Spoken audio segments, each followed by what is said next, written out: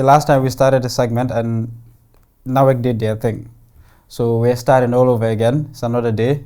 And I guess we should just go back to the other day. I think what we were discussing was on international relations. And what I was saying is, we hear a lot about international relations, especially amongst UTG students. If you ask them, what do you do? They'll be like, international relations. But we don't know what international relations entail. I guess you're the expert. No, I mean, you're the professor. Yes. We'll start with the professor. We give him the honors. So we want to know what international relations is and what does it entail exactly. Yeah, so thank you for having us again. I hope Nawek does not do that. I think again. Fingers crossed. Yes. Yeah, so international relations entail a lot. So the starting is that international relations is trying to study and understand how states interact in the international system. Mm-hmm. So primarily or previously that was just the focus, how states interact in the international system. But with the growth of international organizations, so international organizations came and they became important players. The UN, NATO, ECOWAS, these are all international actors, though they are not just state actors. They go beyond the state. Mm-hmm. Other non-state actors also came that are very much important in international relations. You look at multinational corporations. Sometimes they even play a greater role than certain states. So if you look at the budget of, let's say, I don't know, maybe Coca-Cola as a brand. Mm-hmm. I'm sure they have a bigger budget than the Gambia itself. So the influence that it can have around the world. So all these actors in the international system are now part of what we call international relations. If you want to understand what international relations is, then we must study all of these actors. So basically, if you are at UTG or at MDI, when you study international relations, you are studying the interaction of actors within the international system. So it goes beyond just states. Yes, exactly. Okay. So traditionally also, that's something very important, because traditionally we used to say what goes beyond the state. But that was very much, should I say, restrictive, it might not be very much applicable today if we want to understand international relations. Mm-hmm. So for example, let's say in the 1960s or to the 1970s and even 1980s, if any president decided to step down, that was a domestic matter. Mm-hmm. No one would care about it. Mm-hmm. But today, if any president decides to step down for any other reason, it becomes an international matter. So it means the scope of international relations has also grown over time. So I guess what you're saying would also, especially what we're seeing in Senegal currently. So ECOWAS is an organization, I guess, that you can say is a case study in international relations, where they're involved in West African matters.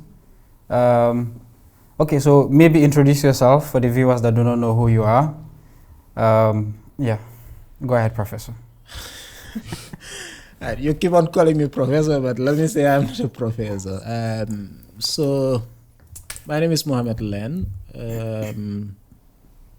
What do I call myself? I would say maybe a professor, like I said. I'm an independent researcher.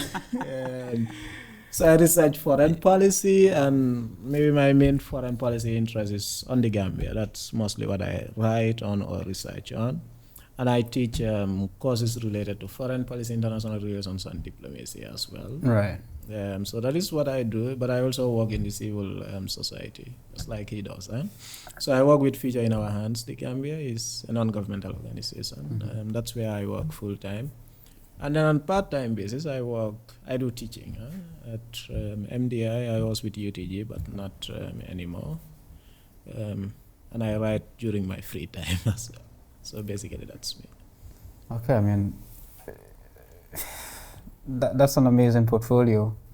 And the reason why we are doing this is to bring guys like you out in the, in the public eye, because not a lot of people know people like you exist.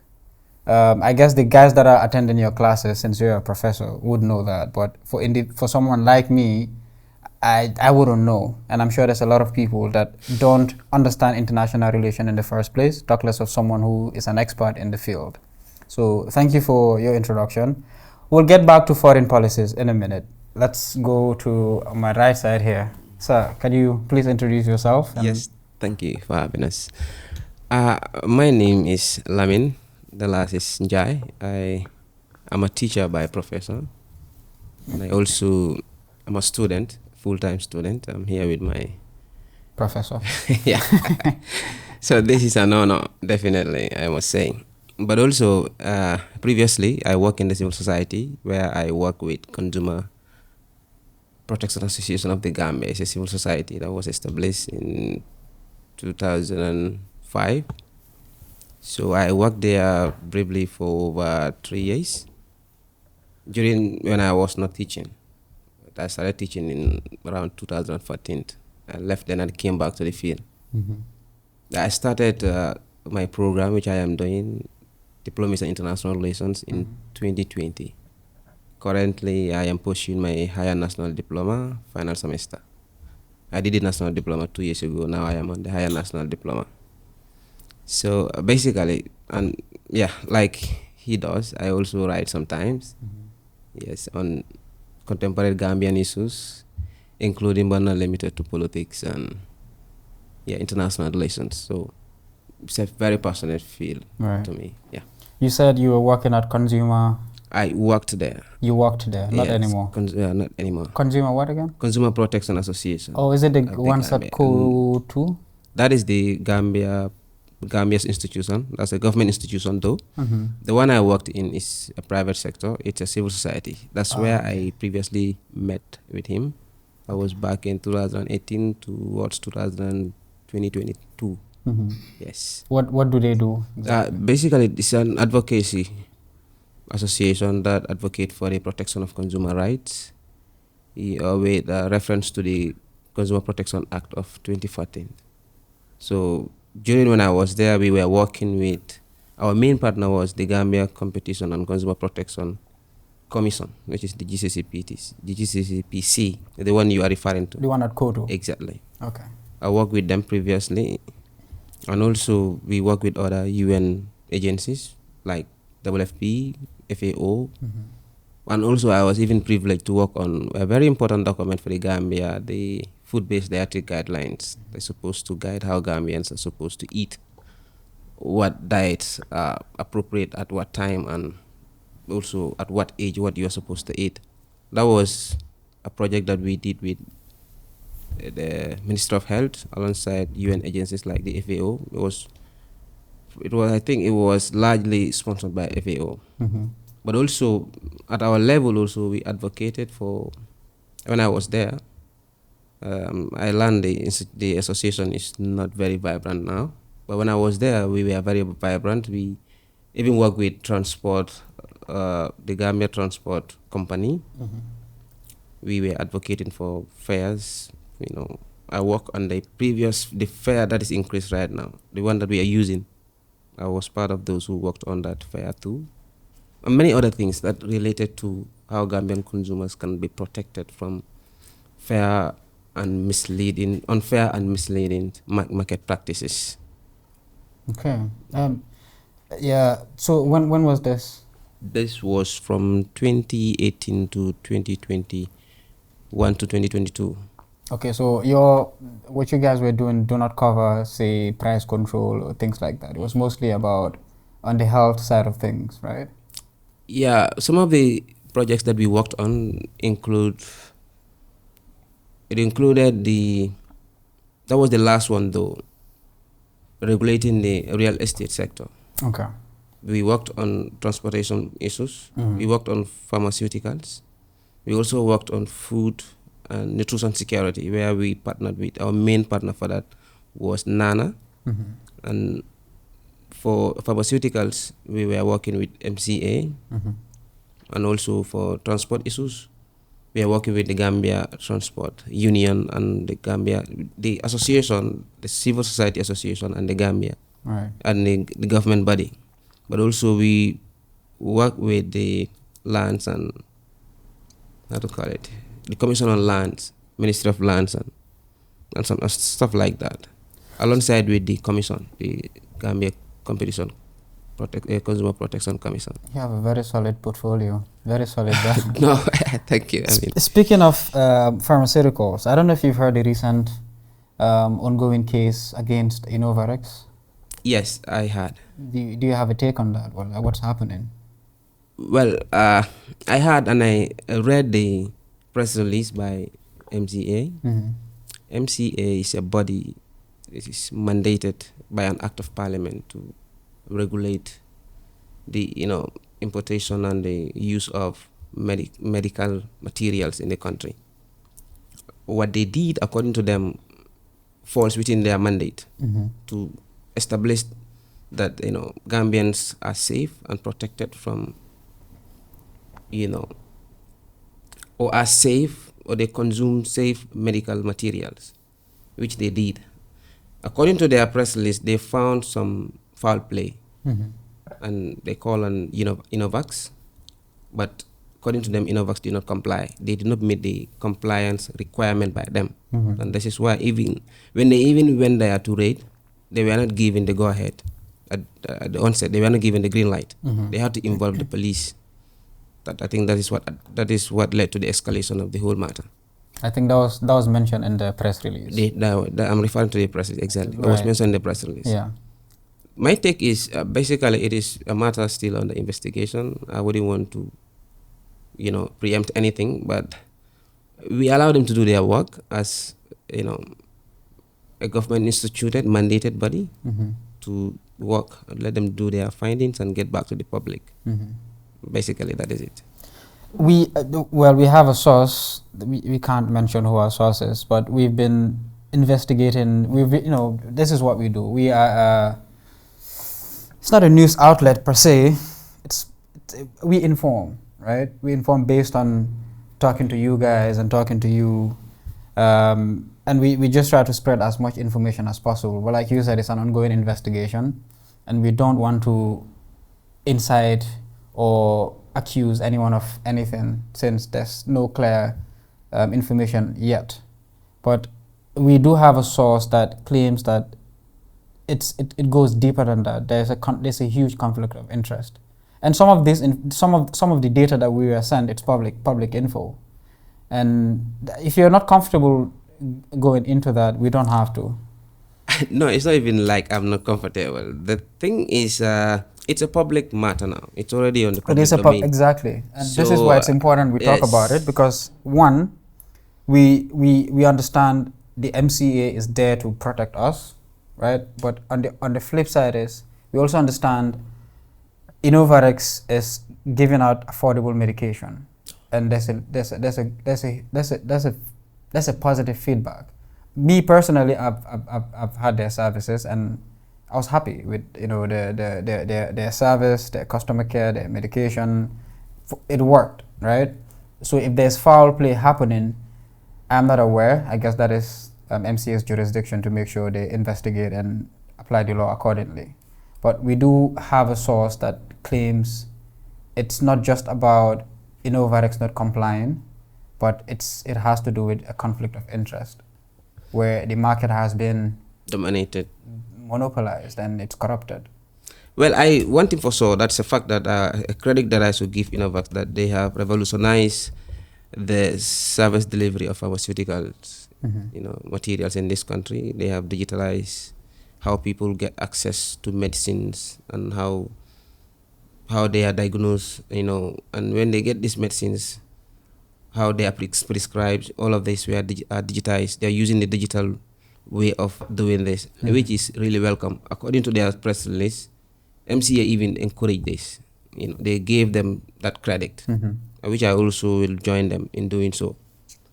But in their press release also, they mentioned that some of the medicines that they found at Innovax is they claim that those medicines are imported from the US, while they are actually Indian products. This, I believe, MCA found to be misleading, and many other things. So, like we mentioned initially, we might not want to go into that details, but I know if there is like conflict of interest, like you mentioned, I think everything will come to light at the end of the day eventually. Yeah. So, I mean, the reason why we are discussing this, because I believe we, the citizens, it's going to be affected by this. So we do have a responsibility to know exactly what is going on. Very well. If Innovarex is on the wrong, then by all means, the full law should be applied. But if they are not on the wrong and there's a conflict of interest within MCA, I think we should also know that and react accordingly. Because at the end of the day, both Innovarex and MCA, they are there for the benefit of the people. So if either one of them is malpracticing, then we have a right to know. Because at the end of the day, like the MCA would be like it's an act of parliament, right? Established by an act of parliament. By an act of parliament, and it's by the people. So we do have a right to know what is going on. Very well. Right? Yes. Another case regarding pharmaceutical would be the Aki issue, which, to the best of my knowledge right now, it's not something that's being talked about. We don't know what is happening. I heard the Bar Association and Flag, I believe, they're taking the government to court or MCA to court, or something is happening. I don't know if you've heard or know any information about that. Yeah, that is, I'm not privy to that information, but one thing I know about the Aki incident is that since they said they have instituted a commission, let me say a body to investigate, I have not yet heard about the findings of that, that investigation team. So I wouldn't know what, came out of it. Because it does fall under the jurisdiction of MCA. So something like that happened under their watch. I don't know if you see where Yeah, this is what we were doing when I was at Consumer Protection. What we were doing was we engage when some of these things, arise. We engage the authorities that are responsible. We engage them and have a discussion, a sort of a dialogue with them to know what is their position on this, since it's a matter of public concern and since it has to do with consumer protection. Because part of the act of the provisions in the Act of Consumer Protection is to make sure any product that is being used by consumers is fit for the purpose which it is intended for. This is a provision in the Act, and that this is also the Act that the Gambia Competition and Consumer Protection Commission is implementing. So if something like this is happening, I also expect the Gambia Consumer Competition Commission to also have a word on this, like the MCA issue. It falls in under their jurisdiction. The government institution I'm talking about should come out. If I was at Consumer Protection team, I would have raised the matter that we should have a take on this. But now that I am not there, I am expecting the government institution, which is also implementing the Act of Parliament. In fact, that was the reason why they were created. Should at least have a take on this. By now, we should hear their side of the story. What is their position as far as consumer protection is concerned? Because everyone here is a consumer. Right. I 100% agree. But to the best of your knowledge, there's no... I haven't... You haven't heard anything yet from them. So, I mean, that raises a lot of questions now. Yeah, that is a issue. The problem with our institutions, especially our public institutions, I must say they always fall short of our expectations. I completely agree, and yeah, we do have a right to know. That is one thing that I can stand on and be like, if things are happening that is affecting us, we know what's we need to know what is happening. So if with the Aki case, I mean, it's devastating to the victims, to the families, children, and it seems like we've completely moved on from that. Because maybe too, it's because I believe we also have a very dormant civil society too, because sometimes we only bark, we don't bite. I agree. So if some of these things are coming up, like in Senegal, you can use Senegal as an example. When some of these things happen there, you can see the outcry, the public outcry, the activists. In fact, the authorities will be threatened. They demand answers. And that is exactly what we should be doing. The diplomacy in our civil society is too much. It's what is making this I think what is making government, public institutions too, also feel a little unaccountable. They should feel that there's some pressure behind me that will mount on me if I do not deliver. But the moment they feel that, yes, we will only react for a period of time and then we relax. That's what Gambians do. Our civil society only react. Press release, talk about this thing in a radio, one or two, in a media platform, or tweet about it. That's all. Then it's dead. It's dead. Next minute, we are onto something else. We are moving into something else. So this is it. How do you expect change? Yeah. I mean, radical change to happen in this context. It will be really difficult. It's sad. Maybe Professor would jump in on this because it's interesting. Me and Derry, we recently went out to do like a survey just to talk to people and see their opinions on what's currently happening. I can tell it's like 1 out of 10 people is willing to talk on the camera. We talk to them, we ask them questions like, what is your take on what's happening, like with the price and things are just, it's ridiculous, like the way things are. We are all suffering. But no one is saying anything about it. Like, are you willing to come and talk to the camera? So maybe we can put it online, and the institutions that can actually make positive change, maybe they might see it. But there's always this stigma where they don't really want to come and talk in front of a camera. They don't really want to voice this out on record. Do you have an idea on why we as a Gambian society is like this? Like he said, back, but really no. Yeah, I think our political socialization itself is very much problematic. So, political socialization can happen through several ways, right? The home is one place where children can learn. They get to be socialized politically. The school is another place. Even churches, mosques, are all places where people can get these political socialization. Now, when you look at our houses, do we discuss politics? No. Do we want kids to ask the tough questions? No. The first prayers that we make when children are born is, we pray, Yala buñ lache melo. We don't even want them to ask the tough questions. If you start asking certain things, lolo hale du ko wax. That's not a domain of kids. So you see that from the house, that's how kids grow up. You don't need to talk when people are talking, you just listen. In fact, you get up when people are talking. And it's the same thing. That's why when cameras come to them, they run away. That is what they are taught at home. So this is a deeply rooted It's very much deeply rooted. You go to the schools, how do we teach our kids? From the basics, the kindergartens, the primary schools, at the basic level. We just come and sing for them. We don't encourage them to ask the tough questions. Maybe even when they ask the tough questions, we are angry. Do we want them to talk about politics in school? We don't want them to talk about politics. We don't want them to talk about things that are happening. What do we teach them about the civic happenings in the country? Nothing. So you see that this is how Gambians grow up, and therefore, by the time they've grown up, that's how they are already molded. They're already a victim of away, circumstance. Yes, about talking about these crucial things. So everyone is made to believe that the important thing is just to get bread and butter at home. The rest, forget about it, because you are wasting your time or risking your life. Because of that, nobody wants to.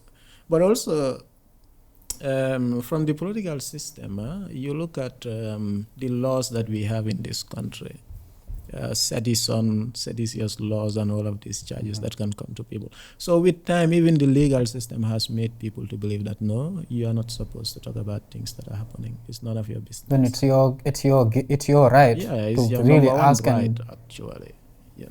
That you should talk about. If freedom of expression from the Universal Declaration of Human Rights to date, even before Gambia became independent. But on the other side, also there are laws that really prevent people from, going to expressing themselves and talking about issues that actually are important, that needs to be discussed. Exactly. I for one, I like to talk to people. I didn't have a platform where I could, have on record conversations with individuals like yourself, but I've always been the type to, if something is wrong, I'm not comfortable just being quiet, simply because if I say something is going to offend an individual or a group, right? If the truth offends someone, then so be it. Yeah. And I think it's time Gambians start, requesting for accountability, like what is happening with our country, like what is going on. And I know there's a bigger, it's a bigger game at play, which we understand on the governmental side, on foreign policies and things like this that affect us as well. But if we do not discuss this, or they don't share this information, how would we know? Like regarding price right now, we know things are expensive, but it's just it's deeper than just government corruption. If corruption is happening, we know they could do better in terms of price control. They are doing something, but they could do better. But we also know, due to increased rates in importation, that also affects pricing. So maybe you can shed some light on that. Yeah. So. Because it's foreign policies again. Yes, there are all these international factors that play a role. But I think what has been happening also. So if you look at the Gambia, it's rather unfortunate that we are a very much vulnerable country. And I want to believe that is because as a country we've not done most of the work that we should do. Mm-hmm. So if you look at Jawara, even during Jawara's time, the 1970s oil crisis, it affected the Gambia. Yeah. Yeah, so almost anything that happens in the international market affects the Gambia. But all these years, what have we done to really protect our economy from these shocks that come outside? Look, when Ebola came, it was the same story. We were complaining, and after Ebola, every year the government would say, because of the impacts of the Ebola. So it means we've not moved out of that Ebola until Jammeh left. When Barrow came, COVID-19, even this year, they talked about that, the impacts of COVID-19 and the Ukraine war. So they keep on focusing on the domestic factors, international factors rather, but without looking at the domestic factors. So production is important. You cannot just be a state that consumes. If you must consume, you must at least reach a certain level in terms of income. Let's say if you become a high income country, then definitely mass consumption would happen, because we would know that yes, you have the resources and everything to consume, live a luxury life, etc. Mm-hmm. But a poor country like the Gambia must produce, but we don't produce. What do we produce in this country? We import matches. It's just recently that these small micro enterprises have started packaging some tea bags, local tea, etc. Yeah. But we've been importing those things en masse. Like I do said, there are certain things that don't even need that huge capital investment for the government. Mm-hmm. So if you look at what the government would tell you is that it's not the responsibility of the government to create jobs. And I'm like, what do you mean? Then whose responsibility is it? What do you mean? If your responsibility is not to create jobs, what do you mean? Biden comes and talk about how many jobs he has added. Donald Trump would come and talk about how many jobs they've created. But in the Gambia, it's rather unfortunate. You look at the Ministry of Trade, Industry and Employment, they tell you that they don't have anything on a budget related to job creation. So they would tell you, our job is just to create, the regulatory framework so that people can come and create jobs, etc. So that's how tragic it is, because the Gambia is such a country. Now, why would you invest in the Gambia where you would lose, electricity, stay without electricity for 3-4 hours? How expensive is running your enterprise with a generator? With all these factors, that definitely people are not motivated to invest in this country. And that is a gap the government must fill. But the government is not willing to fill that gap also, because, yes, there are these international actors who frown on the government investing in some of these things, telling the government that, no, that is not your job, that is the job of the private sector, etc. But you know that the conditions are not even met for the private sector to invest in this country. I completely agree with you. If they're saying they don't have a budget to create jobs, fine. Let's give them some grace, but at least make sure the infrastructure is good. to attract investors in. Oh. Because Gambia is a very hostile environment for business owners, especially in the private sectors. Nothing is functioning the way it's supposed to function. Yeah. I mean, if you're losing 4 hours because of electricity, I mean, add that in the year, how much money are you really losing? Yeah.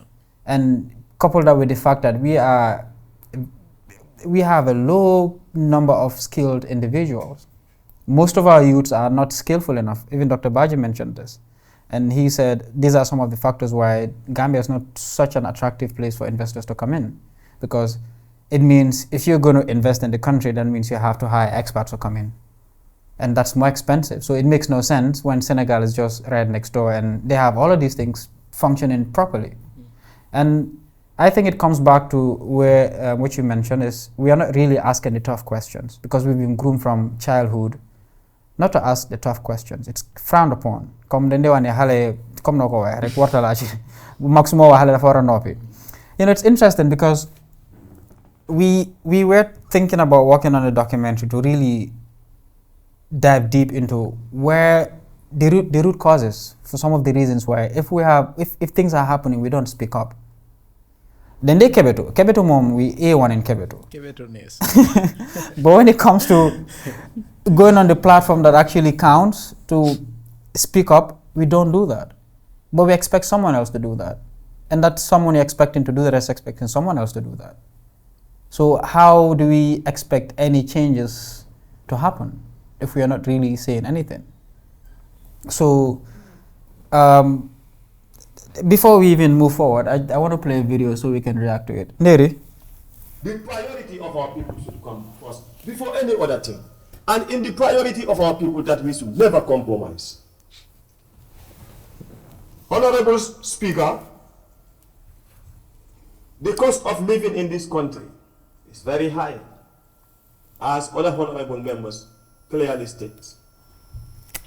You can go to this shop and they tell you, for instance, if you want canned drinks, this guy will tell you it's 35. If you go to the next shop may tell you 40, the other shop may tell you it's 50. There is no form of price control. But I can vividly remember when His Excellency Professor Dr. Aladia Idine Jame was here. And the politicians went on and saying that everything that people are selling, he will also go further to sell that. Selling this dry fish and selling pepper and everything. But today we know the reason as to why he was selling all those things. The government of this country need to address that. I know the ministers are not suffering. I know the president is not suffering. The members of parliament, you are not suffering because you are well paid. But the individual that you are paying $3,000, you want him to buy a bag of rice for $1,600. A gallon of oil is how much? What about the transport to work? So we need to think of how to better the situation. Time and again, the ministries will come and tell us there is no money, there is no money. But yet no minister will resign. They will continue to tell us there is no money, yet you are going with your those treated class vehicles, expensive vehicles. That guy is scratching his head. $3 million. Yet the government bent on crying and telling us there is no money. How can we believe? And you want us to believe? We can make a difference if we all agree and come to terms. When it comes to this murder case, I was thinking like it's time, but it's not yet time. When it comes to this murder case in the country throughout, I can remember the only advice that was given by the former president to the new president of your country was security. He said, Your Excellency, do not compromise with the security of this country.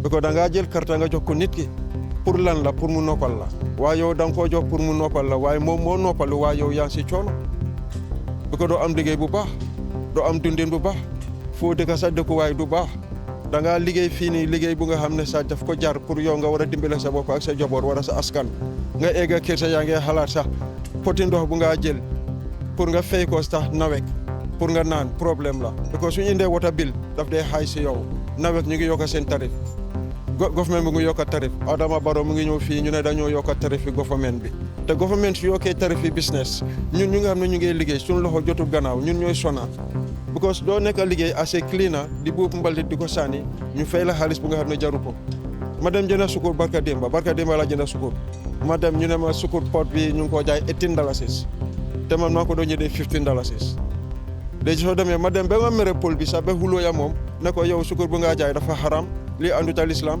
yaa ngi coonool nit yi waaye dama dem ma xalaat ba si biir ma xam ne pol bi su ma ko waxee dara maa ko tooñ because nguur gi ñoo taxaw gis lii xam nañ ne lii lu nga xam ne la lu wala taxawu la pour nit yi ñu mun a jokkante ku ak nit yi pour nombal suñ dundin waaye ñoom ñu pare wuñ koo def.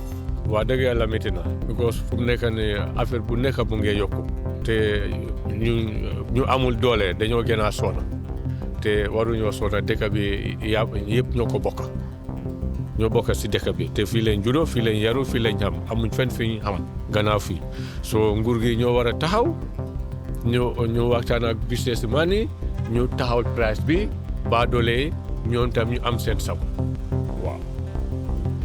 Now family man la because fu mu nekk ne maa ngi nekk first taw suma yaay yaa ngi understand maa ngi am iraka yes amanguma jabar amanguma doom daal waaye family man la daal because dama dee participate si suma family yes bu yàggut nii sax maa ngi bugg a jënd diw yaa ngi understand diw boo xam ne sax comme maa laa ne dafa fu mu nekk daal dafa dem ba expire ba léegi ñu ngi koo jaay si marché yaa ngi understand te si jaay boobu noonu man ma war a koo jënda dama romba foofu noonu demba ma ñëwaat tey yaa ngi understand ñu ne ma ne tey 300 la ma delluwaat foofu noonu léegi ñu ne ma ne 400 la diw bi dee jar. waaw bro boy dëkk bi fu mu nekk nii boy yara rek a xam boy billahi dëkk bi dafa overla dof boy dëkk bi boy tos bi boy youth si sa pour am job sa problème la man su ma la waxee job bi ma lay def sa yow da ngaa waaru sax dama def fii because of lan ba amut boy income bi dafa yokka boy lu nekk dafa yokka bro boy everything bi dafa yokka boy so then war a try boy at least boy nga jàppale youth si tamit boy nit ñi ñoo war a setin seen boppa Gambia bi mun a dem wan Gambia xam nga nekkul suñ parents yi rek lam nekk di affect sax waaye comme ñu student yi sax ñu suñ boppa sax xam ne ne comme mi ngi tànga suñ kaw cause dang dee am xaalis yu ndaw yoo dee mun a dajale nii sax nga dem si market bi sax nga bëgg a jënd lii ak lii sax soo demee sax suñ la chargé price bi sax yow sa boppa dang dee tiit dang dee wax ne waa lii fan lay jëlee xaalis bi dang dee yërëm sa parents yi sax after si next minute bi parce que ñu itam ñi ngi struggle pour ñu jox la lii ak lii waaye comme bagage itam mooy loolu daal dëkk bi kenn moom dafa over métti duñ si daal dafa métti waaw nguur daal ñoo amee anything loo gis daal waaw ñun ñoo si war a jàppale tamit si waarum presse bi ak yooyu noonu it naa gars yi yeewuñ ko parce que ñoo xamante ñoom ñu fa nekka ñëpp ñu bari xam nga rek big man leen waaw sari yaa ngi ba fu ñëw tëddam ngi ba xam nga kër yaa ngi bàyyi mooy loolu kër yaa ngi dóob waaw ñoo xamante ne tamit suma maas yi baa doole xam nga ñun si sofareeson bi waaw da ngaa dem pour nga war a waxtaan ak gars rek duñ la may chance nooy mun a waxtaan ak gars comme ting si noo ko nekk di filer ak yooyu noonu xam nga te marché bu ngi seer nduga baa ngi seer dépense baa ngi seer xam nga saaku maalo diwlin everything te ñu ngi nii ñu ngi expect weeru koor bi tamit ñu ngi foog comme ting si dafa gën a dem daan waaye dafa mel ni ting si mu ngi gën a hard so loolu tam beneen issue la tamit suma brother waaw. We are here at traffic lights and we've tried to interview a lot of people, but whoever we call to interview is like they're kind of scared to face the camera and talk. It's like there's this kind of a stigma that happens, and it's very sad because we all know some of the issues that we are facing, but if most people are not willing to actually come and talk about these things so the people in power can see them, how can we change anything? This is 2 years ago. This was in 2012. 2022? This is 2022, sorry. And this was before the Ukraine war I believe. This was before Israel and Palestine war. This was before the Red Sea. This was before all of these issues. And so it means they've been talking about this way before all these international factors. What's your take on this?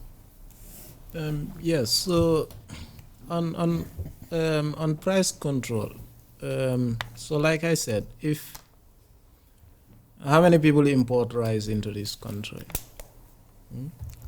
So it's like there are people who, even the medicines that you were talking about, there are people who more or less have monopolized these sectors for some time now, and because of that we are at their mercy.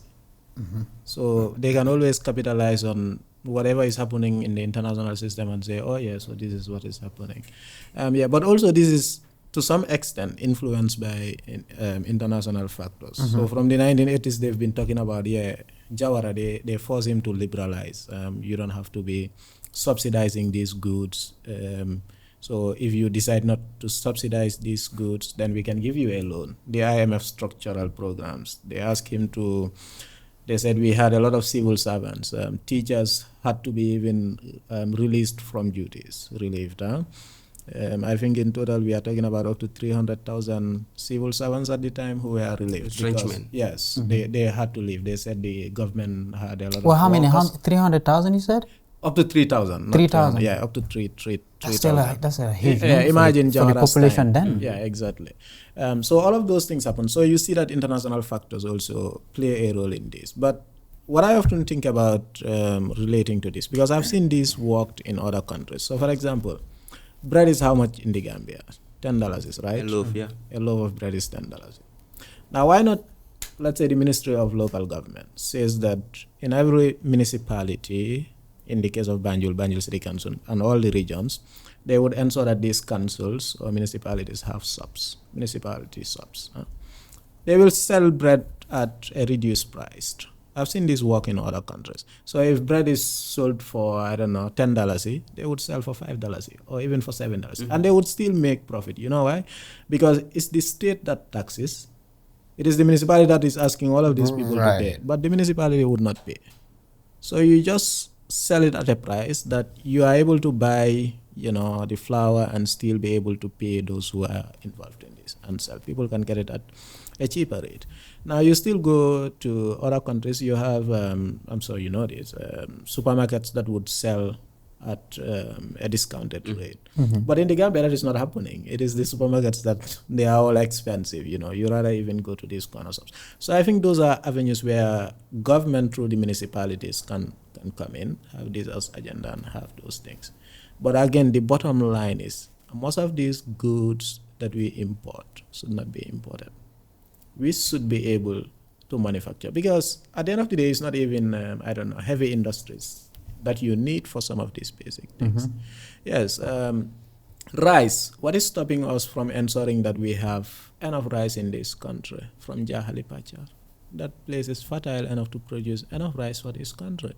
So instead of giving the parliamentarians the clothing allowance and all those allowances that we gave them, we take that money and invest it in Jahali Pacha for 5 years. We don't need to wait for FAO or the World Bank to give us the money to do that. We can do that. It's things like this that we can do to at least counter this narrative about, because it's importation, transportation, and all the costs involved, it has to go up. But another thing, government would always say that they cannot control the price. That is what they always say. But why is government controlling the price of fuel? It's the government that sets that, right? Who gives them the authority to set the price of fuel without the authority to sell the prices of other basic commodities? For most Gambians, rice is the most important thing. So if you can set the price of a liter of fuel, why shouldn't you be able to say that this must be the price of a bag of rice, 50 kilogram? And they are both imported. Yes, they are both imported. Why can't you do that? So you see where government is putting priorities sometimes. So most of the time I don't want to take this argument that we don't want to do this or we cannot do this. I don't want to take the argument that government cannot do this. You can always do it if you want to do it. And in fact, I don't know. Sorry to you come in. I admit to understand some of these things. There are no freight charges for it. Some of this basic stuff. I don't know whether rice is included, but Yeah, I there are think they certain said that commodities that you don't. They're not taxed at the ports. So that explains why government cannot. I mean, there was a price cap by Njie, like the guy mentioned. Njie used to put a price cap on some of these things. They will always argue it's a liberal market. You allow competitors to decide, or you allow demand and supply to decide what the market, or the market forces to decide what the price is going to be. But in our case, that only works, like you mentioned, in a country that has a production base. We don't have. So I guess there are two things here. It's either the government say they can't really do anything about it and that benefit the business owners, or they actually do something about it and the business owners are not happy, but the majority of the population are happy. Yeah, it's either ways. It's either one of those two. Yes. So if they just allow the market to be monopolized by business owners, I mean, they're there for profit. They're not there to really look after the population. They don't care about really, it. they don't. Because if they cared enough, I don't think we would be where we are today. No. I don't think we'd be complaining about the same things that we're complaining. It's because we've allowed the market to be dominated by the private sector, and government is not doing anything about it. And something has to be done about it, because you can only push a people to a certain limit. A reaction is inevitable. And if we look at places like Senegal right now, how things are going there, it's as a result of constant negligence. And the people have, they've complained and complained and complained, and now they're at a point where it's just, this is it. They've had enough. And I guess on foreign policies, moving to Senegal for a bit before we come back to the Gambia, it's what is Gambia's role in the current crisis in Senegal? Well, if Gambia, maybe let us say the state, starting with the state, I think it's very much important. I'm not sure whether Barrow takes it seriously, but I think we should stand with the Senegalese people. Yeah. And by the Senegalese people, I mean the elections should happen. And that should be Gambia's position. That should be the government of the Gambia's position. Why? I'm sure some people would argue that for Barrow, no, he would not, because Macky is the one who is providing security for him. But whether we like it or not, this year Macky would leave. At most in December he would leave, right? So that is the new date that has been set. So in December he would be done. So what happens with the next incoming president? That person would see Barrow as someone who has not stood, who did not stand with them, right? So how do you start dealing with that person? It becomes more difficult for you as a president. So the best thing, even from a rational point of view, forget about, we are the same people, would be that, because you know that you are looking for the long-term security. I'm sure Barrow wants to stay for another 5 years. So it is in his interest to have a president who would see him as an ally, one.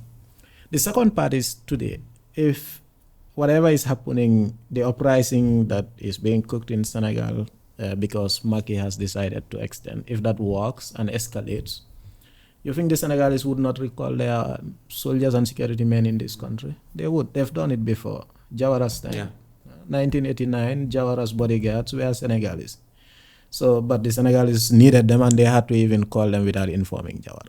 Okay? So, if this escalates, they can easily withdraw. I mean, their loyalty lies in their nation. Exactly. It's not they our can president. easily withdraw their men.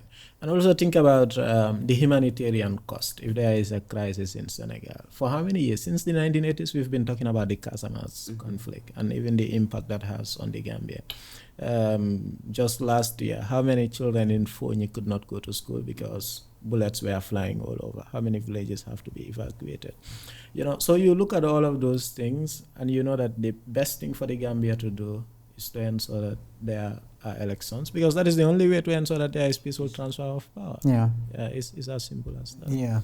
And the reason why I'm asking this, it's still connected to what we are facing, because what happens in Senegal, so whether we know it or not, it actually impacts us too.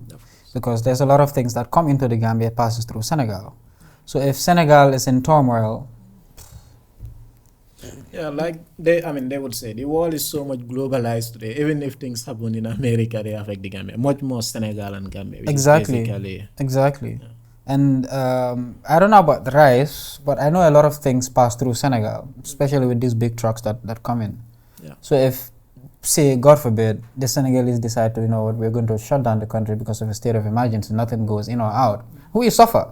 We will suffer So very much. we as Gambians, I think we do need to speak up. We do need to raise awareness on how the Senegalese conflict impact us. I mean, we are literally surrounded by Senegal.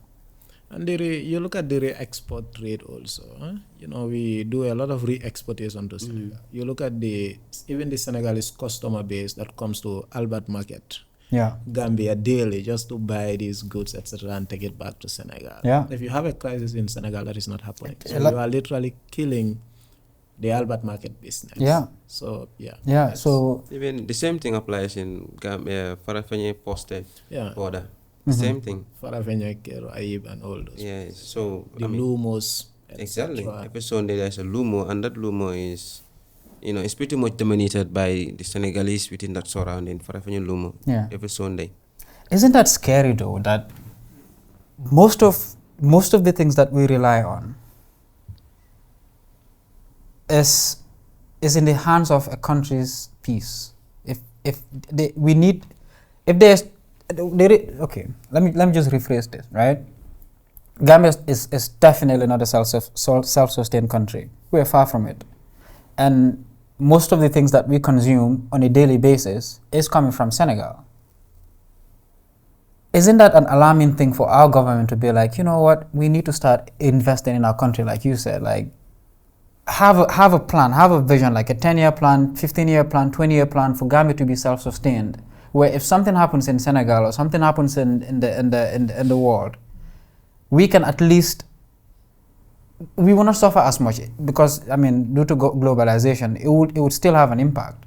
But things like daily feeding, this is something that we should be able to provide for ourselves instead of relying on importation. Gambia is one of the poorest countries in the world, not even in Africa, in the world. And we heavily rely on everything import. Rice, even vegetables we import now. There's a lady in traffic light. They go every weekend to Senegal to buy vegetables to come and sell in the country. And the Gambian soil is fertile. Mm-hmm.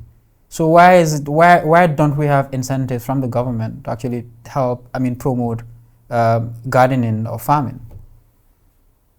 And to tell you the fact, our agriculture sector has the highest PhD holders in this country so far. In the entire ministry, government machinery, they have the highest PhD holders.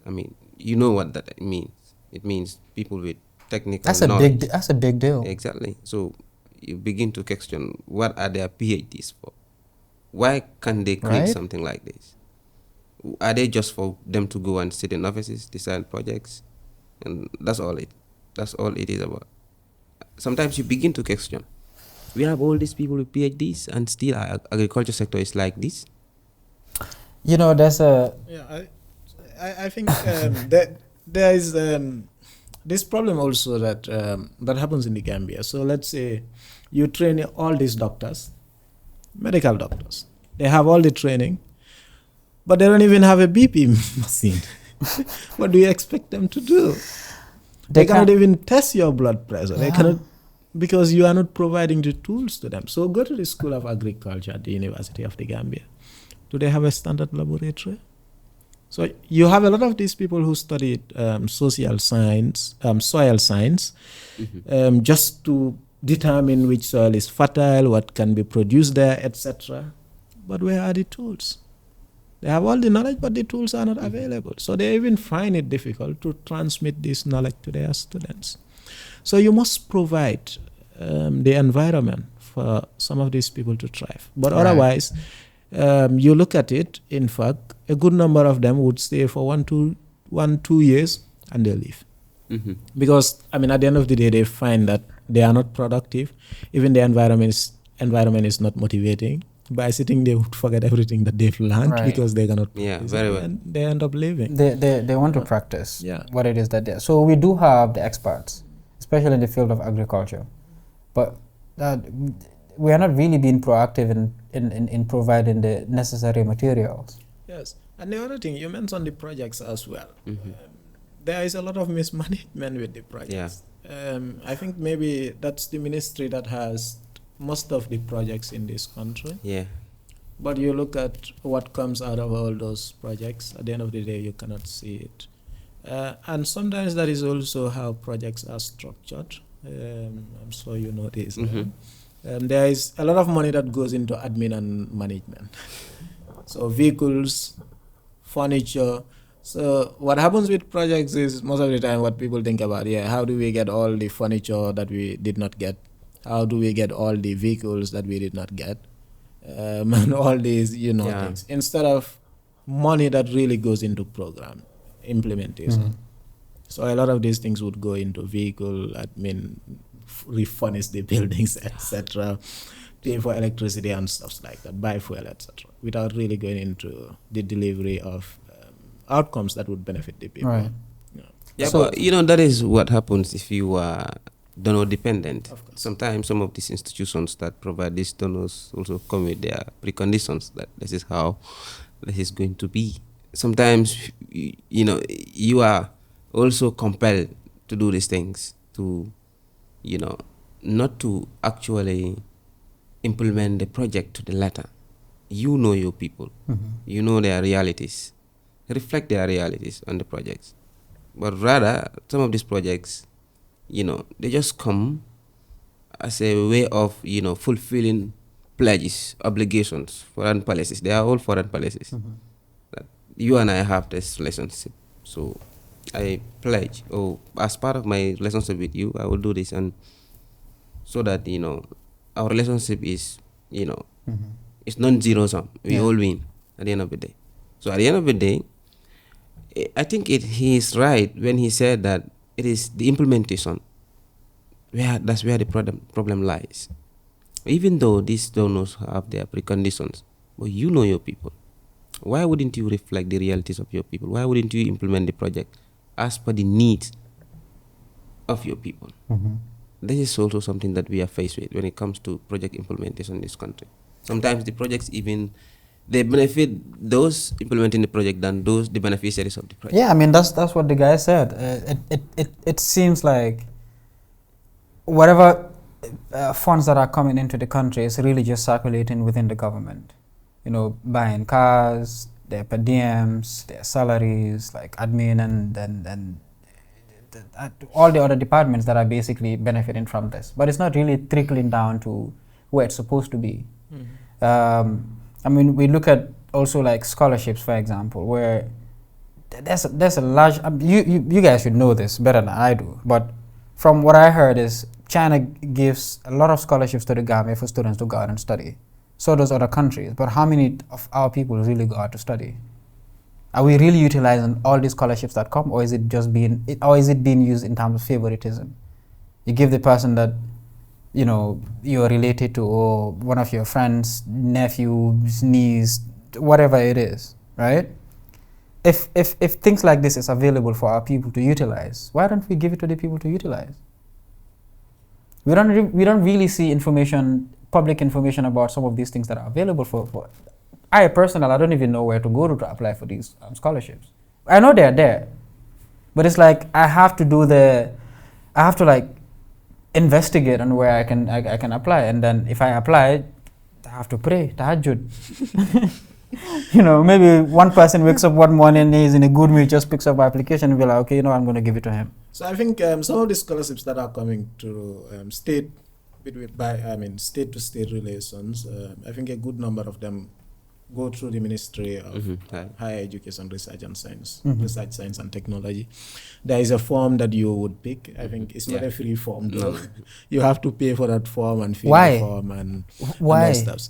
Yeah, so I think that's a problem also. Like in this country, everything is manual. Everything. Agreed. Now, if all these scholarships are coming, let's say we have Morocco, they give, we have Russia, Turkey, Russia. We have Russia. So anything that is going to the state directly, just have a portal So that if I want to apply as a Gambian citizen, I go to the portal and apply for everything, and in fact indicate my preference that I want China as number one and I want to study this. Why would I don't know, travel all the way from Basse to go and pick a form at Mohas, fill it and pay? And maybe at the end of the day, I won't even be called to be informed that I'm not even successful. Or where maybe my paper would even get lost. But if you have it digital, that simplifies everything. And yeah, like what you said, sometimes it's difficult to tell whether these scholarships are just meant for, some are just restricted to those in the civil service. So all of those things, you can have that information in a portal, and you make life easier and simplify life for everyone. But otherwise, yeah. Well, you can always find out. See, sometimes it can be very draining when you can see all these issues, but there's not much that you can do to change it except just speak up. And it's then again up to the person that is in charge to do something about it. If they don't do anything about it, usually there's no accountability. There are no repercussions. They just whatever they want, and it's, alhamdulillah. If people start talking, imam yi joge fele, mag yi joge fele, avoid len fitna, dugana fi génn na fele. Yeah, we understand that. Fitna bahut, why there's more fitna in sitting down and suffering. Because it actually pushes you to a place where your misa bopa do helane you are capable of doing that. I mean, look at the crime rates. Crime rates are not just as a result of people being bad. It's because of the conditions that they're in. I don't believe anyone is born a criminal. But if the conditions that they are in, the environment that they are in, it's not suitable for human beings to live in, I mean, they will look at other means. Absolutely. So it's a depressing place that we're in, and more need to be done. Gambia is a small place. We're at 2 something million. Even the population of Dakar is more than the Gambia. And we are still complaining about the same thing. As large as Gambia is, as fertile as our soil is, we have water flowing from the mouth of the Gambia to the tail. So we don't have, been complaining though. So why are we still suffering? I mean, if a country is trying to invest in agriculture, two of the things they look at is availability of water and the soil. And we have both. So I don't understand what is happening. Maybe please, if Bara, you're looking at this, help us do something about it, because ñu ngi sona comme niñ ko waxe yenn government officials yi nekul di ko yek price su share be share, they won't feel it because they are earning enough to afford it. So just because they are not in those places where they're actually feeling it, it doesn't mean the rest of the people are not feeling it. We are. And Gambia is a peaceful country and we want to maintain that peace. But if things are not going the way they are supposed to go, unfortunately that is going to change. And we don't want that. So maybe that's what we should embrace, like come up with a radical revolution, sort of, because I mean, it's inevitable. Whether we start it or we don't, it's going to be inevitable. People are going to be pushed to a point where they actually don't care anymore. Even if it's at the cost of their own lives, they will do something about it.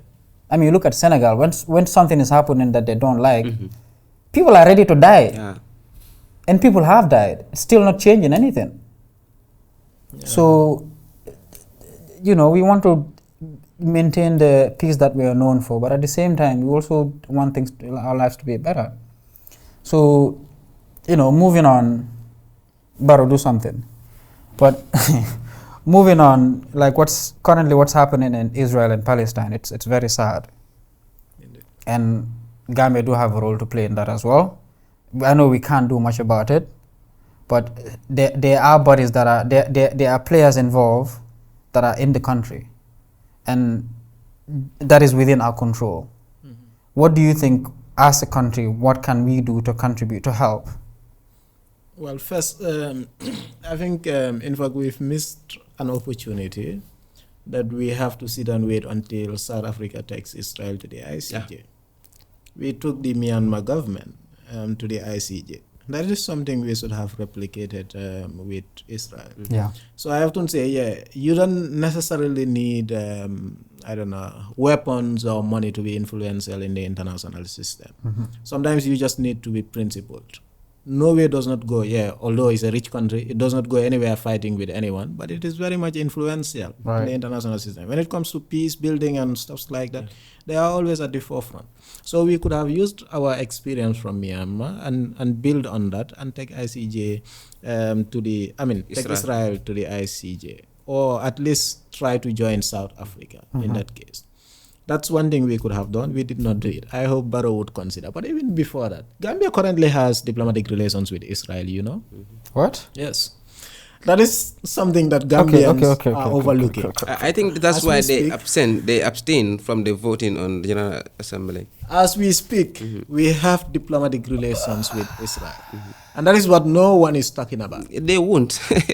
Senegal is also having diplomatic relations with Israel. In fact, it's the Senegalese ambassador who is also jointly accredited to the Gambia. So Israel's ambassador to Israel is also Israel's ambassador to the Gambia. Okay?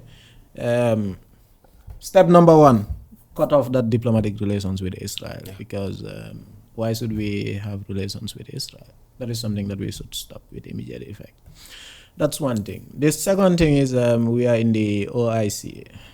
We should use our leverage in the OIC to make sure that all members in the OIC who are currently having any semblance of diplomatic relations with Israel cut off the relationship. And let's say if the conflict we don't pray for that, but it might reach until we host the OIC, that is an opportunity to at least claim that or go in for that, so that all these OIC members are. But beyond that also, I think, like you were saying, civil society does not pressure government, even on domestic issues, to the extent that we should be doing. And for the public, it's the same thing. But also in foreign relations, it's the same thing.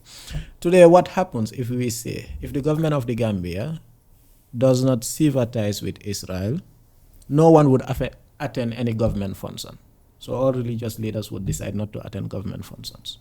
There won't be any prayers from an imam or from a priest, as long as we have diplomatic relations with Israel. What would happen? You think the government would not consider? They will. We should do the same thing also with all these diplomatic missions in this country. Tell the US embassy that, look, as long as the US is supporting Israel, we are not going to attend your events, your functions. As imams, as pastors, as civil society organization members, as influential members of the society, as Gambians, we will not attend your events. You think they will not reevaluate? They will. But these are things that are not happening, and therefore, the bodies that represent these actors in the Gambia do not care. As long as I remember, since this recent Israeli war on Gaza, because it's not a war between Israel and Palestine. It's Israel that is killing these people. That's it. There is no justification for what Israel is doing. That is not a war. But what has happened?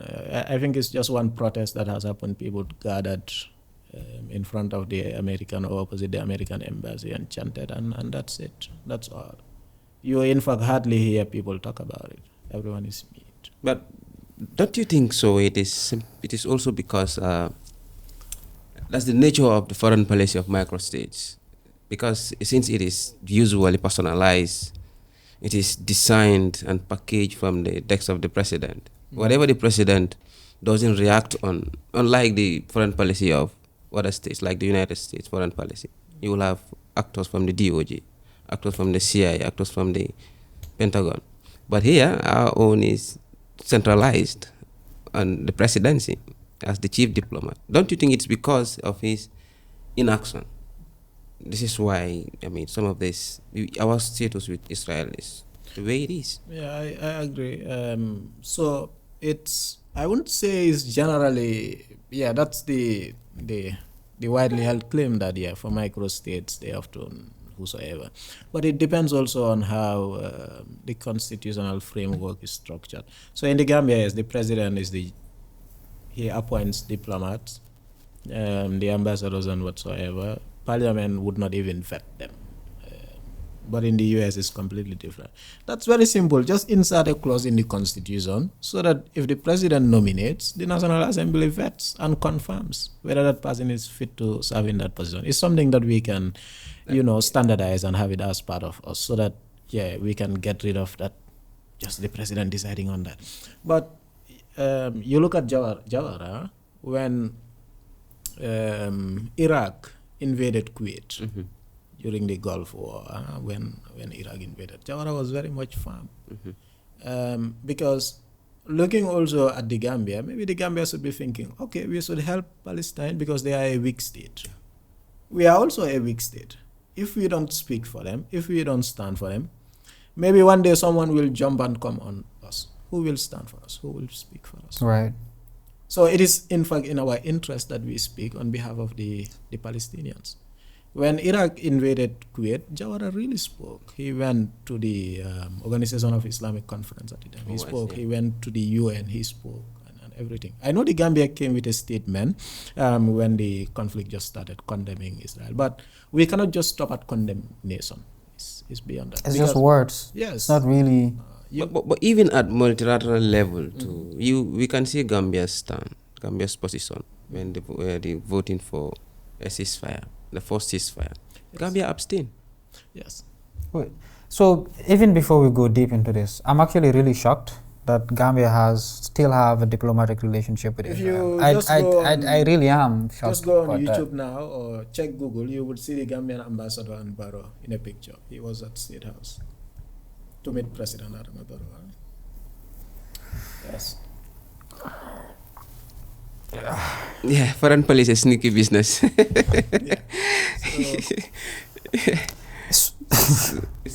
It's interesting anyway. So I mean, do you hear that given when South Africa gave their argument, their opening argument, the judge when the judge was giving its verdict that Israel should stop, genocide acts and all of that. They used Gambia as a judicial precedent, our case against Myanmar. So what he mentioned here, I mean, this is a missed opportunity. It was it was the perfect opportunity. Like he was saying, it is in our interest, even if our war don't really have that much of an impact, but the impact on our side is at least we will be known as a country that had a voice. Exactly. In the face of injustice.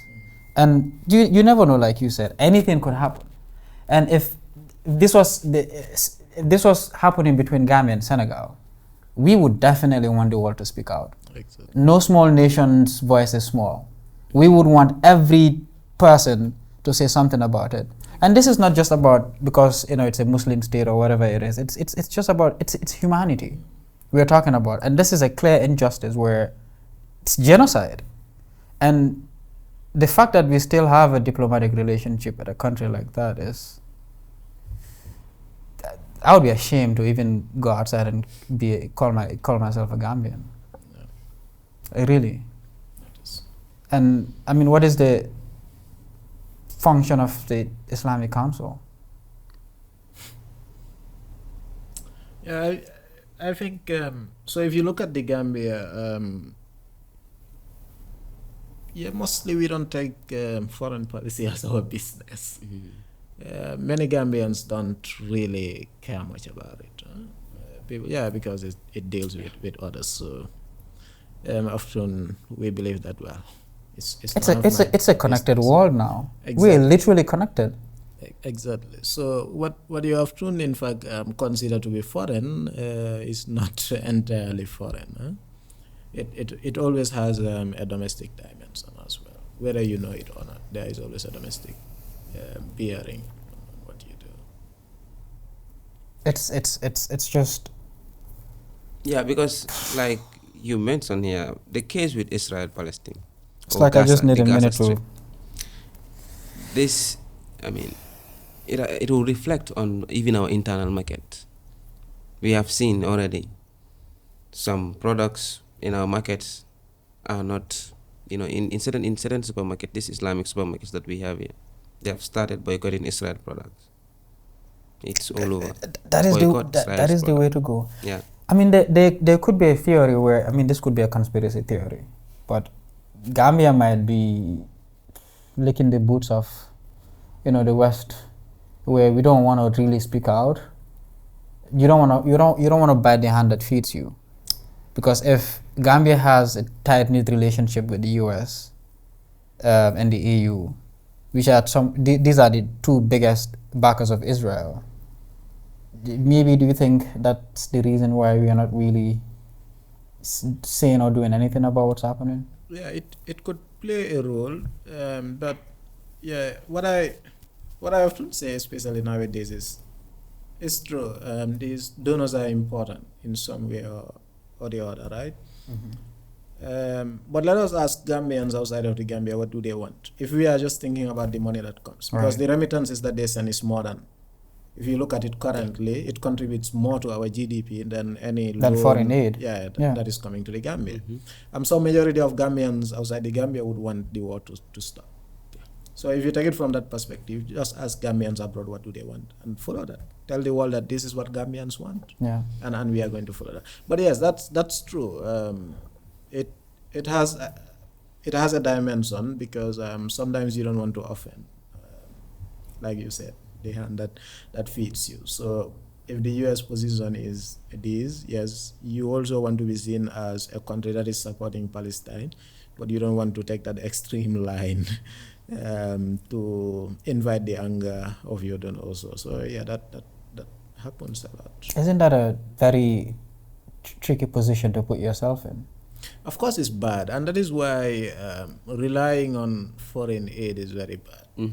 Foreign aid itself is an instrument that other countries use to control you. Yeah, I mean, there is a theory that says modern day slavery, what they do is they make nations rely on their support. So and the thing is, if I'm the one that is making sure you are still alive, you do my bidding, because I can threaten you. Like, that's how they do. They sanction nations. If you don't do what we do, what we say you should do, we sanction you. And we know the implications of sanction, what happens to the state. But I think this is a time, I mean, what we're looking at is a clear injustice, and the so-called superpowers, we clearly see where they stand. And I think this is an opportunity for us to start looking forward. We don't have to just cut it off now. The implications might be, huge. But it's also a sign that we cannot rely on people like this, because they are not there for our interest. If you think they're giving you foreign aid to help us, no, they are not doing that. And it's the responsibility of Gambia to look out for Gambians, because if something happens, it affects us more than it affects the people that are in power, because they already have backup plans. We don't. So it's. Do you know that the Ukraine-Russia war affects many Gambian migrants? Many of them, they were affected simply because what happened was, according to one migrant who was like a returnee, part of the reason some of them have been returned is because the Europe is trying to create space for Ukrainian refugees. So therefore, the African refugees have to vacate. And that is because the impact of the Russia-Ukraine war.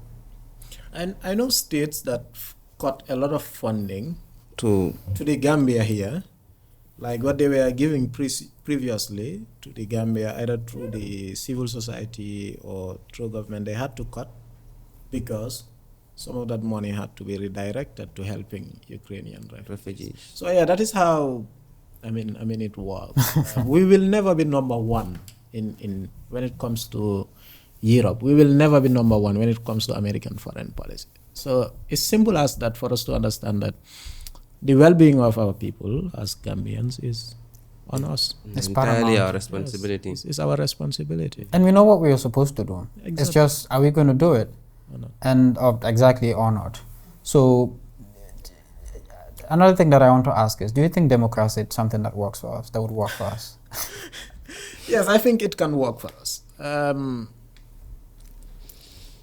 Yeah, so this is it. I don't believe that anybody should rule people by force. So when I speak about democracy, I'm talking from that perspective, that people should be able to choose the government that they want, and no one should impose him or herself on the people. One. Two, people, this freedom of expression, and I believe it's a cardinal principle of democracy, should work everywhere in the world. People should be able to express themselves. People should be able to talk about what they are dissatisfied with in their state and what they want. And I think without democracy, that's very much difficult. Three, transparency and accountability. Now, if you ask me, honestly, the Gambia is not a truly democratic state. Yes, if you ask me, in my honest view, and we can put this to the test. Mm-hmm. Yes, we go to election and vote, but that's all. Can we really hold our leaders accountable? Who has successfully sued the president here in this country? No one. Right. The president, in fact, enjoys that immunity. You cannot sue him to court. Yeah. But look at even Israel, with all the atrocities it is committing. What happened to Benjamin Netanyahu? How many times has he been taken to courts? Several times in Israel himself, in Israel, and tried. Okay, Donald Trump currently is facing criminal charges in the United States of America. So unless we are able to hold our leaders accountable, if you look at the recent ruling on Trump, you know, he was claiming, his lawyers were claiming that he was the president and therefore he is immune. He cannot. Yeah, I think they what did they rejected say? it. They rejected that. They said if he's we do eligible this, for prosecution. Yes, exactly. They said if we do this, it would be blanket amnesty for any other president. You would be like, yeah, because I was the president, I can do anything. But in the Gambia, we have not prosecuted any former president, irrespective of the crimes that the person would have committed, whether it's economic, political, you name it, human rights. We have not done that. So, and this is why I believe democracy is good and it could work. But what happens for us is that, one, someone would come and hide behind democracy and does nothing. Or someone would come and argue against democracy and then also do whatever he or she wants to do against the people. And I think the two are wrong. So democracy should work and deliver for the people. And that means delivering for the people, meaning their well-being. Because what is freedom of expression? If I can come and talk about the government every day, but the government is not listening to me, it means the government should be able to listen to me. And that's where accountability comes into play. So unless that happens, it is not working. But if that happens, it would work for us. So currently at where we are, it's not working. It's not working. It's not working. What do you think is, before I ask you that, what do you think about democracy? Is that something that works for us as Gambians? Is that a system that's... Yeah, it could work for us. That is, provided we have all these, principles in place. I mean, I mentioned here that the lack of accountability is one thing. And in a democratic society, in a democratic nation, accountability is key. You cannot call yourself a democrat or a democratic state when your public officers cannot be held accountable at the end of the day. Elections are periodic. You cannot wait until elections, you hold your leaders accounts. Everyone will say, let's wait until elections, and we vote him out. If we should wait for any time that we want to hold our leaders accountable is when elections come, then when are we going to hold them accountable? Right. And transparency is another thing. Sometimes this country, important information are sat on. Like you mentioned here, you don't even know if you want to apply for a scholarship, which is always available and it's for every Gambian citizen. But you don't know when and how to go about it because the information is not available for you. You don't get to know how is the president doing, what the president launch a project or a document, a development document. How far is that development document going? How are you able to track? There's no update. The progress of that development document. How is it? How is the implementation going on? I think recently, was it on the 9th? Was it today? Today is the 8th. It's tomorrow. There is going to be a launching of Yiriwa development document by the president, like an advance, and I think it's an advanced form of the NDP. You call it the Yiriwa. It's going to launch it at State House. It's just about the launching. Let's say what happened to the National Development Plan. Can you pinpoint one or two things that had happened? How are we able to track that? This is what democracy is about. And at the end of the day, the leaders, they went to the National Assembly when that guy was talking in 2022, after all the things that he had said, what comes out of it? Nothing. And the issues that he was complaining about, he mentioned freedom of expression. You Right. still have the Public Order Act that can still restrict you, freedom of association. Like, you should seek for a permit for you to be able to exercise your God-given right. That is the right for you to protest. And they can choose to reject Yes, it, and they there's can nothing choose. you can do about it.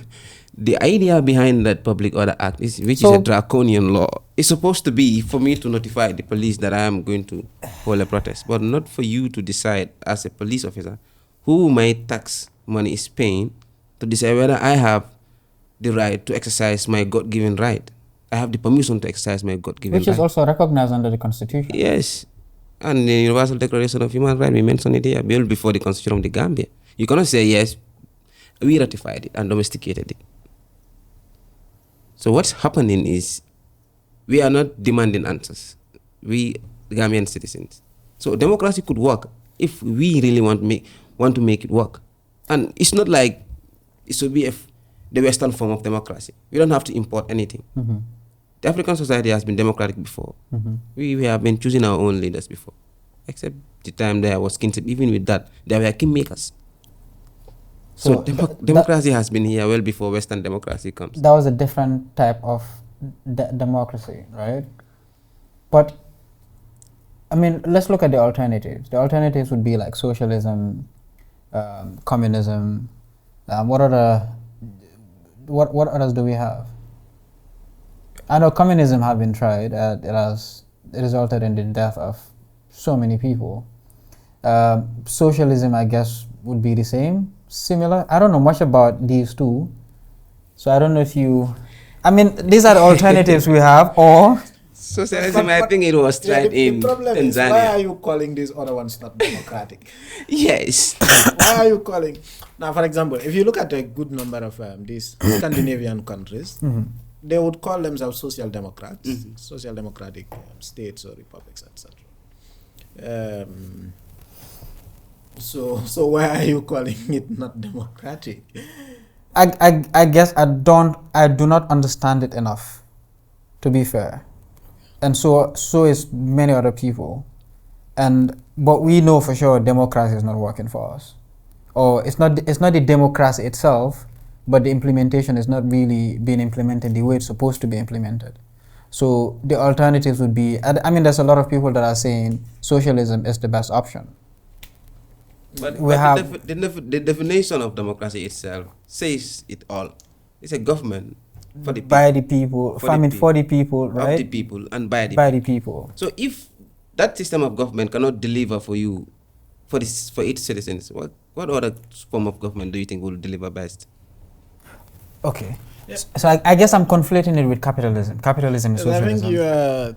So that's So yeah, you are I'm conflating. Socialism is maybe the opposite of capitalism. Right. I'm conflating the two. And then communism would be the extreme, the highest form of socialism. Yes. Right, which is just all the power is controlled by one entity. Actually, that should not be the case. So you've mentioned in real theory.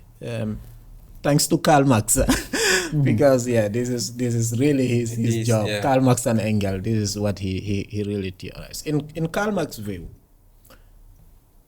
communism would be a system where you wouldn't even need the government. Mm-hmm. So let's say socialism is a transition to communism. So during socialism, you would have a government. And the role of the government would be to distribute goods and services to people as they need it.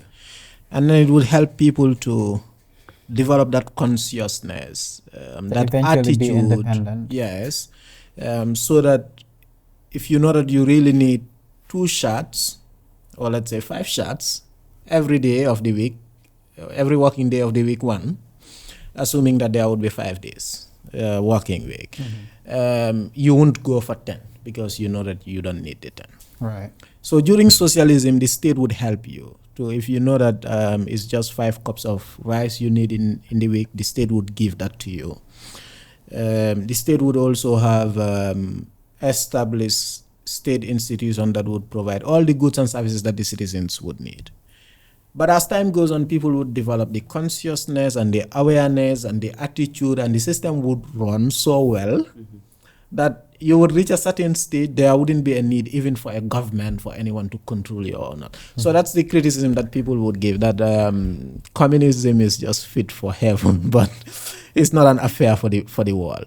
But what happens under socialism is that you need a government, you need a regime, and that is why, like the cases that you've mentioned, let's say the Soviet Union, the former Yugoslavia, and a good number of these Balkan states, Romania, etc., when they embraced socialism, because the idea is that you need people who have the revolutionary consciousness to run the state. Right. So people must know what socialism is for them to be in that council or government. So they are the people who are fit to think.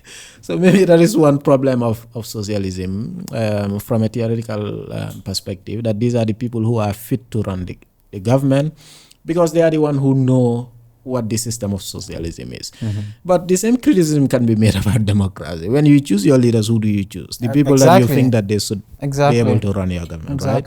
So it is those people who would be there. But in Karl Marx's view, this should be just a transition period. So it should just help the people to understand, more or less like putting the system in place. Right. Yeah, for this to function. But so you have a point also if you confuse capitalism with democracy, because at the height of the competition, so the Soviet Union would take socialism or communism. China also would take communism. Right. The United States was on capitalism. Capital democracy. And they call themselves the leading democracy of the world. So for them, capitalism is intertwined with democracy, because it is just democracy that can... So it's not mutually exclusive. Yes, it is. For them, it is only democracy that can entails the flourishing of capitalism. Right. So because democracy would emphasize individual liberty, freedom under liberalism, etc. And it is this that entails that capitalism, private enterprises flourish. Right. So without that, you cannot have it flourishing. But just look at the case of the Gambia, because we are talking about all these market system. Yes, exactly. And these businessmen and women capitalizing on that to do whatever they want to do. Then you tend to believe that, why don't we go in for socialism? Right. Let the state control the prices. Let the state have all these industries, etc., to run the state. Let them redistribute the wealth of the country. So what has happened along the way is you have states that decided, okay, this was a theory that Karl Marx had in his head, wrote it in book. So essentially everyone had to think about how to implement it, isn't it? So in fact, if you look at the way Russia was implementing it, it was completely different with how China was implementing it when Chairman Mao came. Right. So what would happen? In fact, later, they had different views about the world. They were more or less like, in fact, competing. Right, so Russia were like, okay, yeah, we are the Soviet Union, I should say. We are like, we are the real socialists or communists. And China was like, no, your communism is not real, it's fake. So that kind of competition, And eventually, the communist state recognizing, that's China, recognizing that it can peacefully coexist with the West, while the Soviet Union at some point was like, no, we cannot coexist because we are competing. These are two different ideologies and system. And the idea of socialism is revolution. These people are against us, so we must fight with them. So yeah, you had that competition. But along the way, we've gotten states that really saw it is not about implementing socialism in theory or communism in theory, as it is written in the textbook. But it is about looking at what works for our state. And with that, we have states that adopted what they would call social democratic state. Because already communism or socialism had a bad reputation from what had happened. So much that now when you talk about socialism and communism, everything that people talk about is the former Yugoslavia and the former Soviet Union. Without thinking that there are actually other very good states who are practicing socialism. Currently, who are doing very well with that. But those who see socialism as bad would not want you to see that. And I do say this, even if you look at the United States of America, it has programs that you can call socialist programs. Yes, why would you help the poor? So states are not purely capitalist or purely socialist, right? It's in many places it's a mixture. Usually a mixture of what works. Right. Now the government tells us that it is not the responsibility of the government to feed people, right? During COVID, what did they do? Yeah. They went and bought rice, vegetable cooking oil and all of. They were distributing it. You think people are not poorer now than during the COVID period? Why can't they do that? Yeah. And you go to these other countries, that is what they do. If you are a refugee, if you are a migrant, undocumented, if you are a resident, they feed you because they know that you cannot afford it at that particular point in time. But in the Gambia, the government would tell you that, we are a liberal government. We practice liberalism to the core, textbook liberalism, and that is why we cannot intervene in the market. That is why we cannot provide some of these things. It's just nonsense. That's what to do. Yeah. But it's the same government that would give residential allowance to government ministers, to parliamentarians, to judges. It's the same government that would give a utility vehicle even to families of ministers, people who are not serving the country. You go to other states, even state ministers are not given state vehicles. Just if you are going on official errand, but otherwise, you have other business, that's not the business of the state. Okay, but in the Gambia that happens. They can do that for themselves, but they cannot do it for the other people. How many new jobs did this government create for politicians? Endless advisors, right? They've started creating executive, they call them the executive coordinators in KM and in Banjul, just because there's a conflict between the local government and the central government. But it is still the same government that tells us that we cannot create jobs. So the government can create the jobs if they want to, for the people, because they are doing it for the politicians. Right. It is simply because it is the interests of the politicians that matter to them, not the interests of the people. And that's why they are not doing it. It's interesting because the reason why I asked that, this guy, Julius Malema, just came to my mind. He's a big advocate for socialism. And the example that he always gives would be China. And he truly believes that is something that can work for South Africa. He believes their current system doesn't work for them because it's favoring a class that's really not South Africans. It's the white South Africans that own almost everything. So he wants to change that system. I guess we are not in that situation. So what he thinks would work for South Africa may not necessarily work for us, right? But we also know the government should do something about what's happening right now. If not, if we leave the market to the private sector, then honestly, I believe, and I've made this argument several times, that neoliberalism as we know it is not working for this country. Yeah. So from the 1980s to date, we've been a neoliberal economy. Yes, from the 1980s to date, we've been, when Jawara was completely forced out from subsidizing goods and everything. Then that in your take, that was a mistake. It shouldn't have stopped. It should not have stopped because why should you stop subsidizing? Let me give you an example. In fact, so the Gambia has been a very agrarian country. When that happened, I think also the other bad side of it was that we had these extension officers, up to more than, I cannot remember the exact figure, so I don't want to go, but I know that a lot of extension workers were retrenched after that. So they lost their job. So it means farmers no longer had people who would advise them on agricultural practices. And those were also the days when the Gambia was trying to go in for this green revolution. So just see how contradictory You said the IMF were the ones that were involved. Yeah, of course. Why would they do that? Why would they? Yeah, so at some point, Jawara needed a loan because just like what is happening today, a budget deficit. So, initially, just when we got independent, in fact, it was part of the negotiations that the British government would be supporting us in terms of budgetary support, just so that we can meet expenses at independence.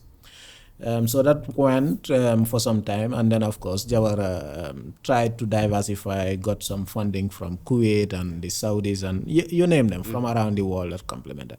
But at some point, government was spending so much than it can meet. So the demand, we would say that it was subsidizing. Yes, exactly, it was too much. not just on subsidizing, but also on, you know, other areas. I mean, there's a lot of expenses that were not Exactly. really necessary. Exactly. So, and for the IMF at the time, for them, the view was that the reason why, because this was mainly African and Asian countries, the view within the IMF was that these countries are poor because government is spending so much money, and it is not the responsibility of the government to create jobs. It is not the responsibility of the government to take care of people. No, government should just create The environment. the environment so that individual investors, Right. etc., can come and take up this thing.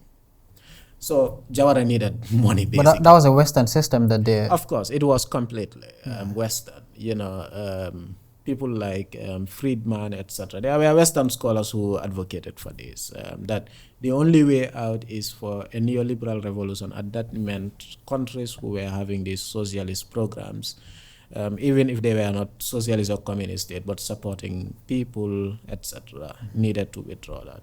And of course, they also recognized that there was corruption, and that is why they asked that the government cut the number of people in the civil service, because some of them were just there. Let's say if you have one typewriter in an office at the time, why do you need 4 secretaries in that Right. office? So Right. at most maybe you need one to type Susonemo Abalkene. Okay, so there were those factors which were genuine, but on the other side there were a lot of things that came that should not have come. So you look at it from that point to date. When Jammeh came, in fact, Vision 2020, if you read on top, one of the first things that you see is that the Gambia is a neoliberal free economy. That is what. So from Jammeh's time to date, everyone has proclaimed that neoliberalism, but it is not working. The Gambia, do we have a middle class? No. We don't have a middle class. And mostly it is the middle class that you would expect to invest. Yeah. I mean, we cannot invest. We are thinking about what to eat. What to eat. Yeah. Exactly. Of We course. cannot invest. So who would invest? Because you need to get somewhere to invite others to invest. You know, for others to feel that, yeah, it's good for me to invest in this country. The Gambia is not there. So the government, it's not just a responsibility to put in this place, you know, for them they would say the government should be a referee. So wherever there are, let's say there are good laws, if let's say 2 investors clash, they should be able to get justice in the court system. They should be able to create this copyright, you know, etc. and so that is their view. But in the case of the Gambia, this is impossible, because the reality is that every country that came out of poverty, as far as we know, the state was very much involved in investment. All these European countries, even the America, even the United States of America, what was the role of the state in ensuring that there is development? we can use an example like Rwanda, for example. Yeah, exactly. Because Rwanda, they were, is it 95, 94, the genocide? The genocide, yeah. I mean, how is Rwanda thriving now? Very well. Right? And it is the state building housing. Exactly. You know, housing. Yes. But in this country, I mean, when you talk about housing, what comes to your mind? Social security.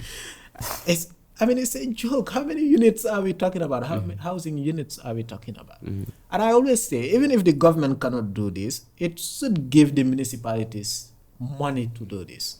Well, I think one thing that Jawara also did during then, maybe he tried in that area. Jawara was the kind of estate. It was meant for that. He tried to create some housing scheme for civil servants. In fact, there was also civil servants. It was not necessarily for citizens. It was a civil servant. Bakote? Yes, Bakote estate. Bakote estate. Yeah. Now, but what we are looking at is, let's say, the scale that you need. Those were very good, like initiative to have piloted. But currently, you look at the housing crisis in this country. We are not addressing it. What are we thinking? We think, I don't want to mention name, but we think this real estate, they would not address it. You know why? They're profit driven. Exactly. Because they don't care about part of the reasons why they wouldn't. I think I was part of the committee that we are looking at regulating the real estate. It was one of the sectors in this country that has never been regulated. What happened is these real estate companies, some of them, they just claim to be companies. They register or just to register, but they don't even have an allocated plot of land for themselves, like what they own, like they bought it with their money to allocate it when someone is interested in a mortgage program. No, these are just a group of people making arrangements with, let's say, alcalos of certain villages or towns that they will need a particular plot. Those people who get commission, they get their commission for allocating those plots.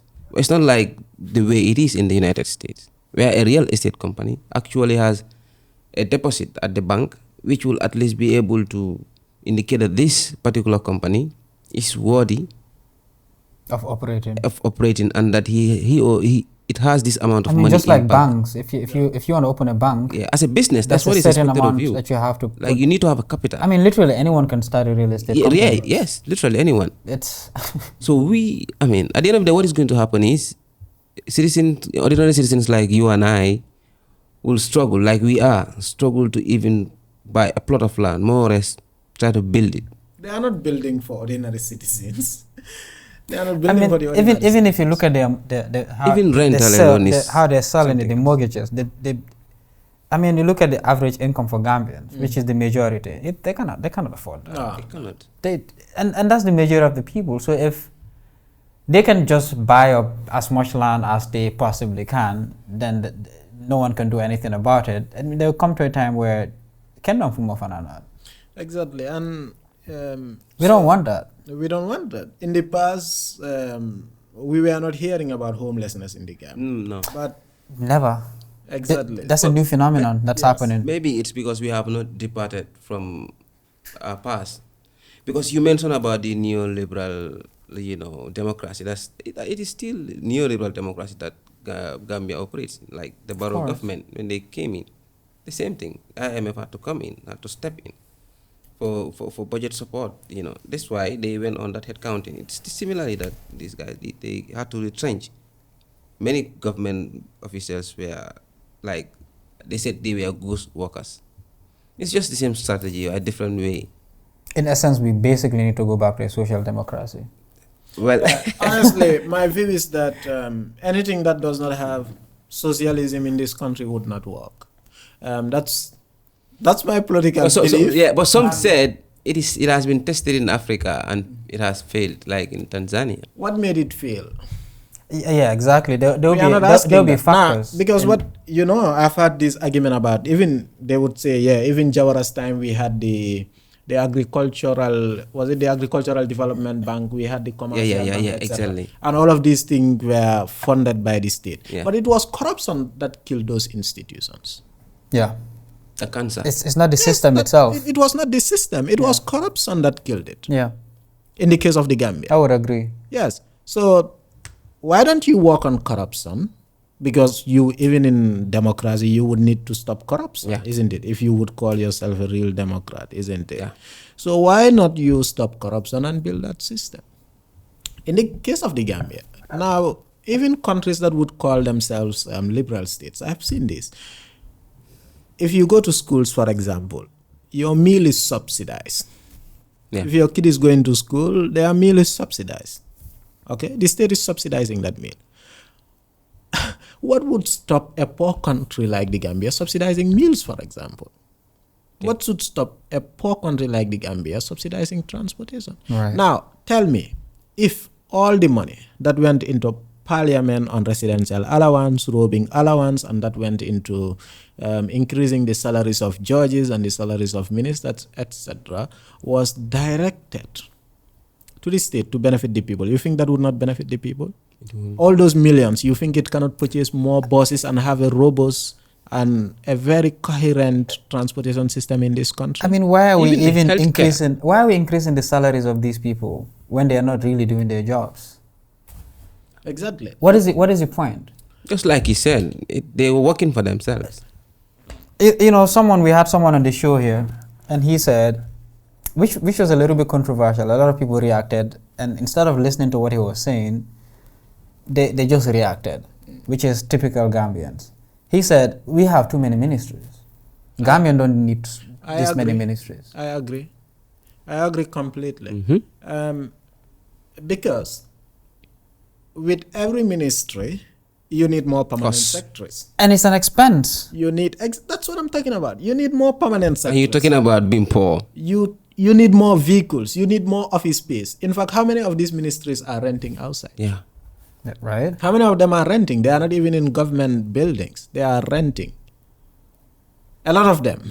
We can count or mention names, Yes. So it's extra expenditure when one ministry can do that work. Maybe what you would need is, let's say, a separate directorates. And that is a ministry.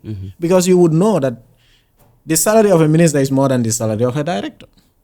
You would not need a permanent secretary taking care of that again. So you would be cutting expenditure. But in this country, Yajame came, he expanded. Barrow came, he expanded. If another president come, maybe he would expand again.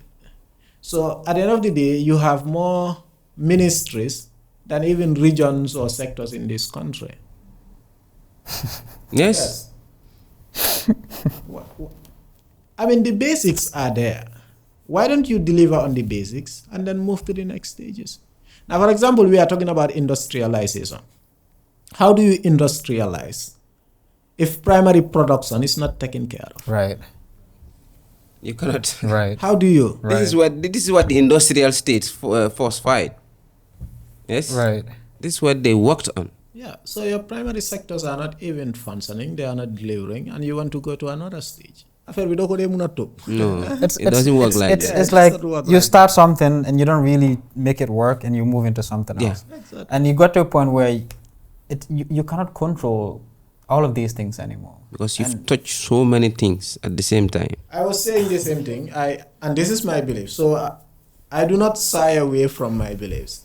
That when they started creating more universities, I said maybe a more logical thing could be you already have a state university, the University of the Gambia. Instead of adding more universities, make them faculties under the university. Because if you have 20 universities, they were talking about all the regions. That was the time they were debating about having a university in every region. I said I understood. Accessibility is very much important. That every Gambian, wherever you are, have a right to access higher education. That's your right. And I understand that. So I come from the provinces. Okay, I'm a child from the provinces.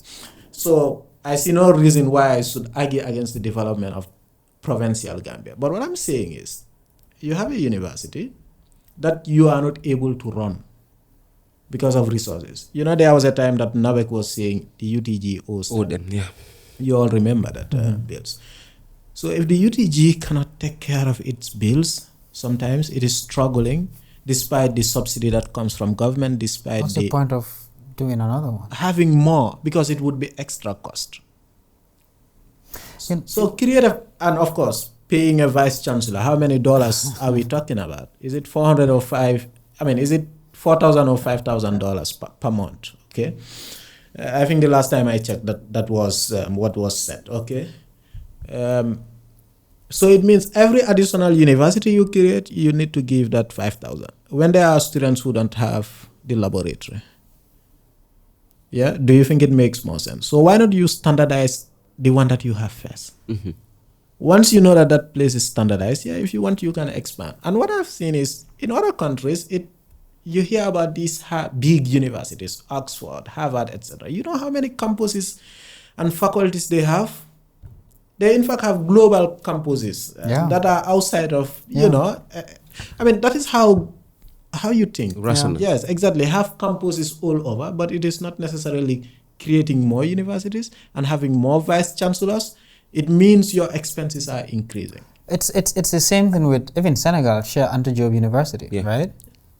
That's exactly what you're saying. That's what all serious countries are doing. But I think Gambia is just like creating. I used to in my class. I used to tell people when we are given, we want to use Gambia as an example. I would tell them we use normal countries as an example. Gambia is this is interesting because if you go to Senegal, you actually feel like you're in a country. The feeling is different. Yeah.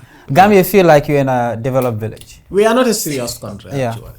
We are not, and I guess what we can do is just to talk more. Hopefully one day it changes. It's... There are two things. And I think, Karl Marx's perspective was that, like you were talking about a revolution. If the system is not delivering for the people, and that is what Karl Marx believed, that the capitalist or neoliberal system was not delivering for the people, there would be class consciousness. So the poor would reach a stage where they realize that nothing is working for us. And when that happens, nothing stops them. There's a It's point just of a no revolution. return. It's a point of no return. Yes. So others like, I think, Lenin thought that no, this thing does not come naturally. A revolution would not come naturally. So you really need people to take up the responsibility for a revolution to happen. Yeah. So whatever would happen, I don't know. But the thing is, I think we will reach a point, and that is not what we should pray for. We don't, definitely not. Because that is, especially for the ruling class, they should not sit and watch that happen, because that would be against their interest. Just watch. Wherever a revolution happens, it is the ruling class that suffer. Me and you, we have nothing to lose. I don't have a house. I have nothing in this country. So I have nothing to lose. But think about the businessmen who are increasing prices daily. They have everything to lose if there is chaos. Think about the parliamentarians. Just think about 2016, 2017, even that period, when there was no chaos. What happened? Business is closed. They were losing income. The ministers who were serving, most of them lost their jobs. Those who were serving in parliamentary, in the National Assembly, how many of them came back to the National Assembly? Almost every one of them lost. Except a few. Is it Samba? The guy from NRP? Samba Balde. No, Samba, what is his name again? Never mind. But anyway, the point is majority of them lost. They did not come back. So it means whenever there is changes, they are mostly the ones who are likely to lose. But the poor have nothing to lose. So for them, if I were them, they should do everything to make sure that we do not reach that point of reaching return. And people can suffer with, let's say, NAWEC. But if people have nowhere to sleep, if people have nothing to eat, they will come after you. It's as natural. Simple as that. It's just natural. It's the animal instinct, which it's natural in us. Exactly. When you're in survival mode, you don't really care about consequences. Exactly. You just want things to get done. Exactly. And like you said, we don't want to get to that point. But if the way things are going continues, is inevitable. And this is not inciting anything. It's just we have suffered. Then Sona. For the longest time. And understand nga? And a question before we close this. Do you think a two-party system would work? Man, why are you thinking about two-party system? I don't know. I just think, for example, like the Democrats and the Republicans. I know America has a lot of issues, right? But the one good thing that I see with well, not now, not of recent, but one thing that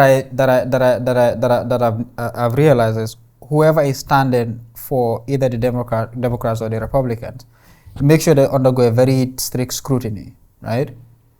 For you to even get the chance to stand for that, you have to prove that you are worthy of the presidency.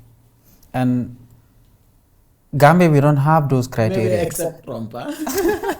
Well, Trump was independent because he could fund he could fund his own campaign. Okay. So his case was a little bit different. But I mean, to be fair with Trump, he has done a lot of good. You can look at the data. Country. He worked for his country. Worked for his country, right? He has increased jobs in America. He has a lot of. It was only under his rule that you didn't have war or the imminent of war. He was trying to sort those things. America. He was America first. Sending our troops anywhere. Exactly. So I respect that. So I respect a president that is not meddling into other people's business. Their primary concern is their own country, and the U.S. is a shithole. If you really think about it, it's falling apart. And the people that are really concerned, I know Donald Trump has his problems. This is in no way to praise him or anything of sort, but you have to give credit to where credit is due. So this is why I'm asking whether you think a two-party system, would work. Because for me, I think for you to even get the chance to set up, to be a president, you should have a good track record. You should have served in the government. There should be data to show that, you are worthy of leading.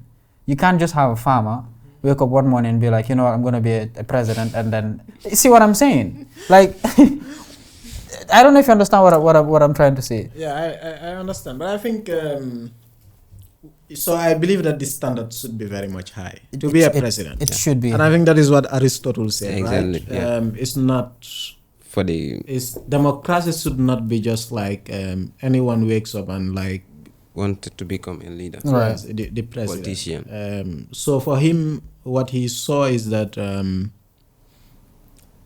like politics is a science.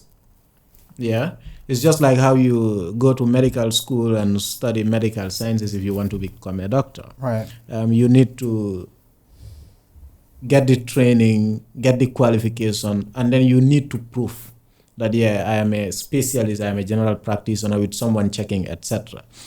And so yes, it's not.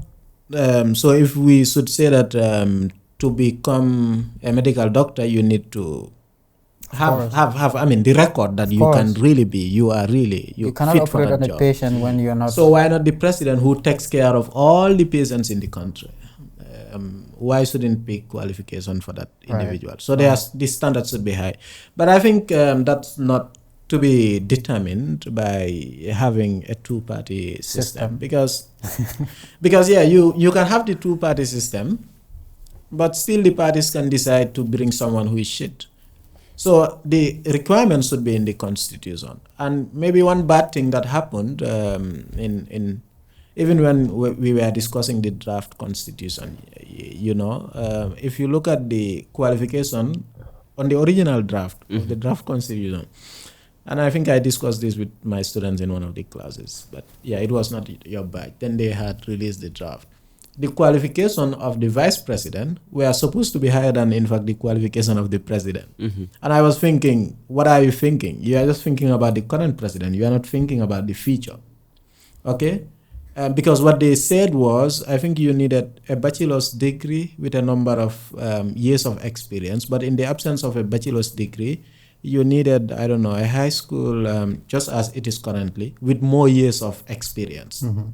Like somehow of balancing as well, but that was not, I think, the best idea of how to do it. So we need to set the standard higher.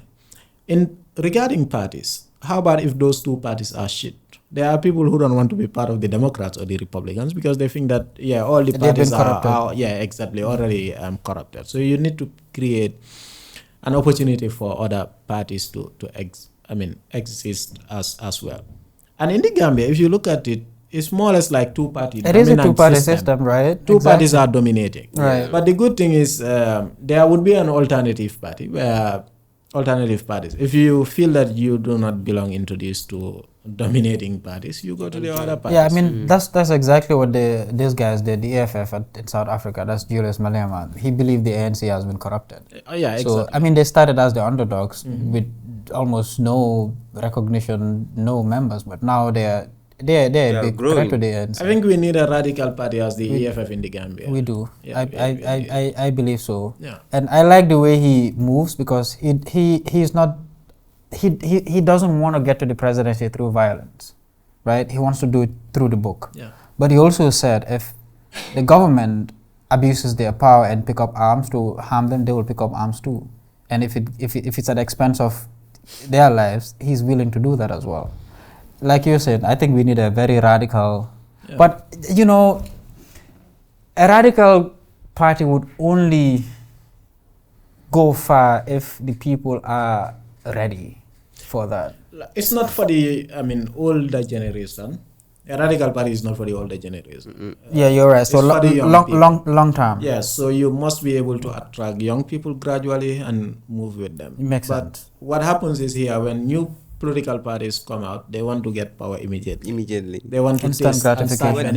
Immediate results. That's the Gambian mindset. Yeah. That is why they often would join the ruling party as well. If you are in the game 1 year, 2 years, you are not able to get anything, you join the ruling party because you believe that you must get in power immediately. Isn't that interesting? Because that's also the same phenomenon that happens in business. A lot of people start business and give them a few months, few years, they're done with it. Because immediate results. Yeah, there's no immediate victory. So I guess that is also something that is deeply rooted. We need someone that's Yeah, you know, when We need a miracle. when you start a business, like in politics, if you are starting a business, you need to look at what do they call it? All these NPV calculations, etc. How Right. many years would it take for you to start getting returns in your business, etc. Because you need capital that would sustain you Of as long course. as that interest is not coming. Of course. Until you start getting course. interest. So if Yeah. you don't do that, forget about it. And it's the same thing for the politicians. At least you need to focus. When are you able to get, let's say, more members with the membership fees, etc. When can you get into parliament, etc. All of those things. But it's like also, if you look at the Gambia, you know, we are not very much into this evidence-based research, etc. Right. If you ask parties, I can bet most of these parties cannot tell you how many like registered members they have. We don't really respect data. Mm-hmm. Let's Exactly. put it like that. Yes. So how many people have come into the party and left within a particular period of time? It's difficult for them to tell you. Because most of the time also, as Gambians, we are driven by sentiments. Yeah, So we'll be like, definitely. buy them come them, more them. Wow. But instead of recording to see what are the reasons why that person left, if another person came and left, what are the real reasons why he left? What did he express?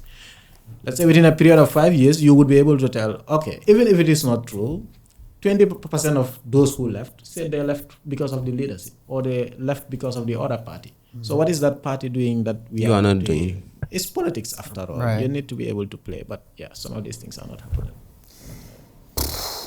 Maybe we need any orientation. I mean, You will do that.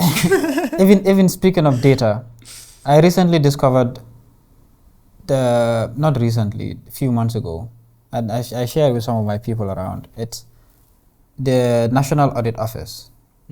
If you go to their website, there's information about misuse of funds that is publicly available. It's actually mind blowing. Yeah. How we don't, Some of those. right? But for some reason, my take is it's like they know Gambians don't read. Not only do we don't read. So they hide things in plain sight. Yes. Because I went to the National Audit Office and I looked at there's a mismanagement of funds within the KMC, and I looked at the data and there were some records that they say they could not provide receipts or invoices for some of the expenses. I'm like, what has been done for I mean, it's a clear mismanagement, right? But what have we done? What has anyone done? Like, what accountability has been taken? What? Yeah, but accountability will be difficult when you have state, not doing what is expected. Like So yeah, I guess the reason why I'm even saying this is, first of all, people can actually find information if they really, really want to find information. It's there. We just need to know the right platforms to look at, and the National Audit Office is one of them. Also, the Gambia Bureau of Statistics is also another one. If you look at it and then you compare where we are to where we've been, you can actually kind of tell the trajectory of where the country is heading. Yeah. And these are important data for us to look at. We have to. To add on that, the Ministry of Basic and Secondary Education also, every year they have this annual yearbook.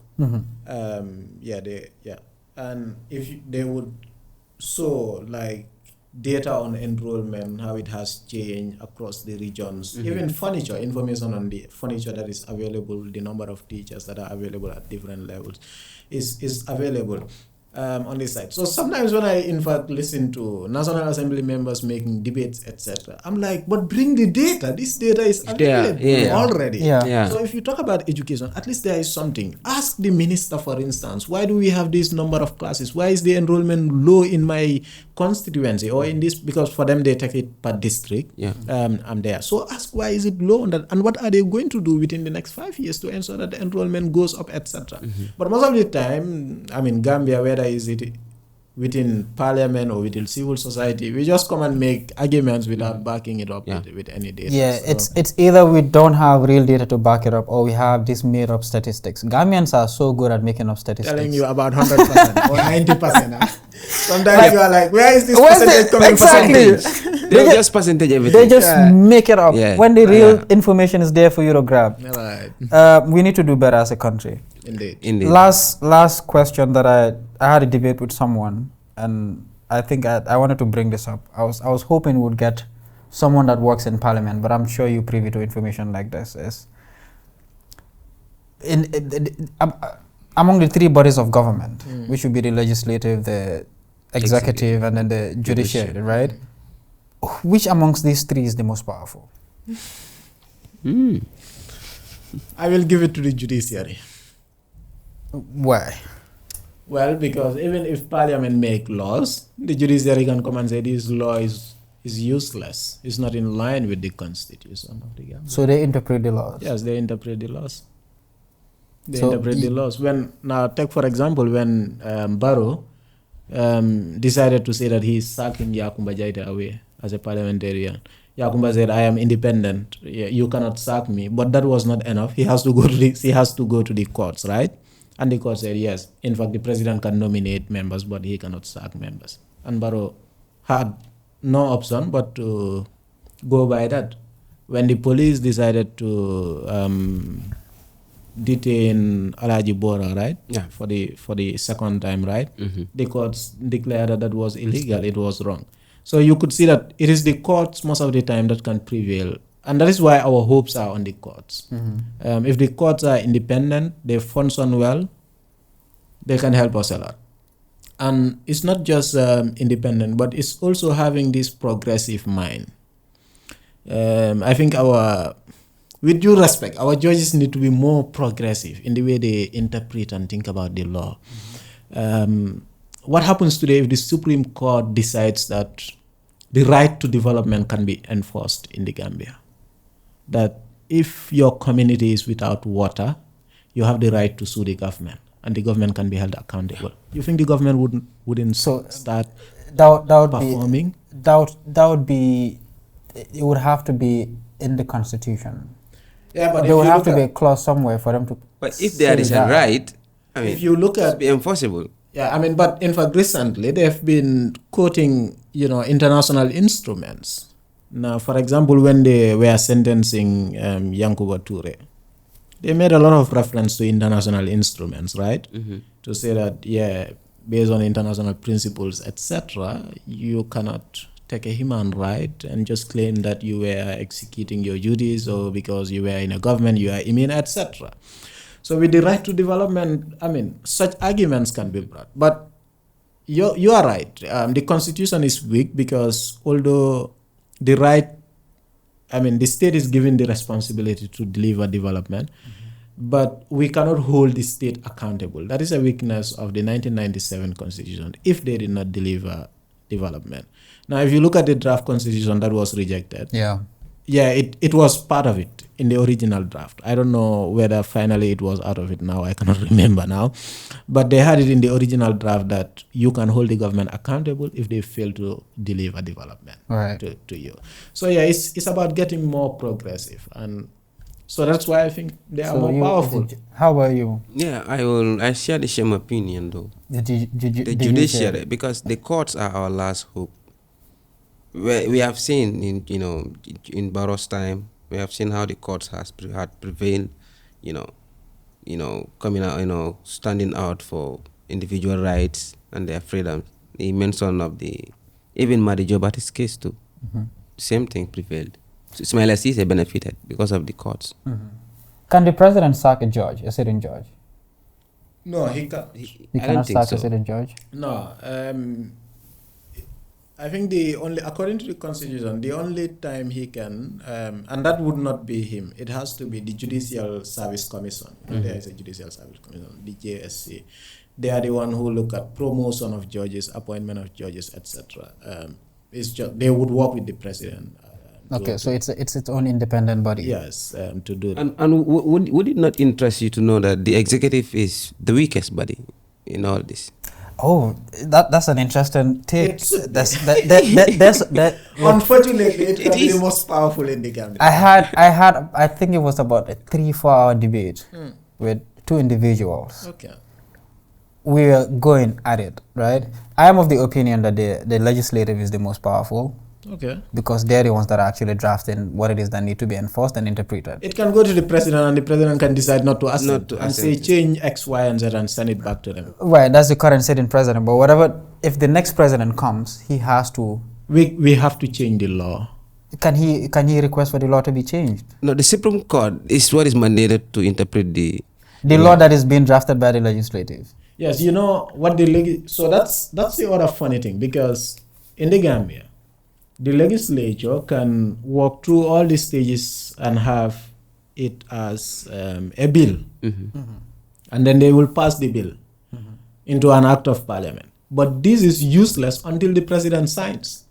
If the president fails to sign, it is not going to be a law. So the president must assent for it to become law. I also heard if the president do not sign it, they do have another process that they go through. Yes. It could be signed without him, or he will be forced to sign it. So what happens is he has to send it back to them. Yes. And if he send it back to them, they can look at it. And so I think it's in the second time or the third time that it would become a law, even whereas he would. But at first instance, he has the power to reject it, but send it them back. Eventually. Yes, eventually, yeah. So it means his power there is a bit lacking. Yeah, it's limited as well. And other people's argument is power is power, and the government, the executive has the military power. So, I mean, this is a debate that people can jump into the comments and, shed some light on it. Yeah. I wish there was someone Commander in chief. Yes, he has absolutely an extreme power though. But yeah, even with that power, it's the legislature who can give them the power. That's the resources, point. etc. That's to the be point. Able to fund some. And whatever that power has to be executed within the legal framework that the legislative has drafted. So, but that legal framework must be interpreted by the judiciary. So, and then someone said it's all about checks and balances. It's not.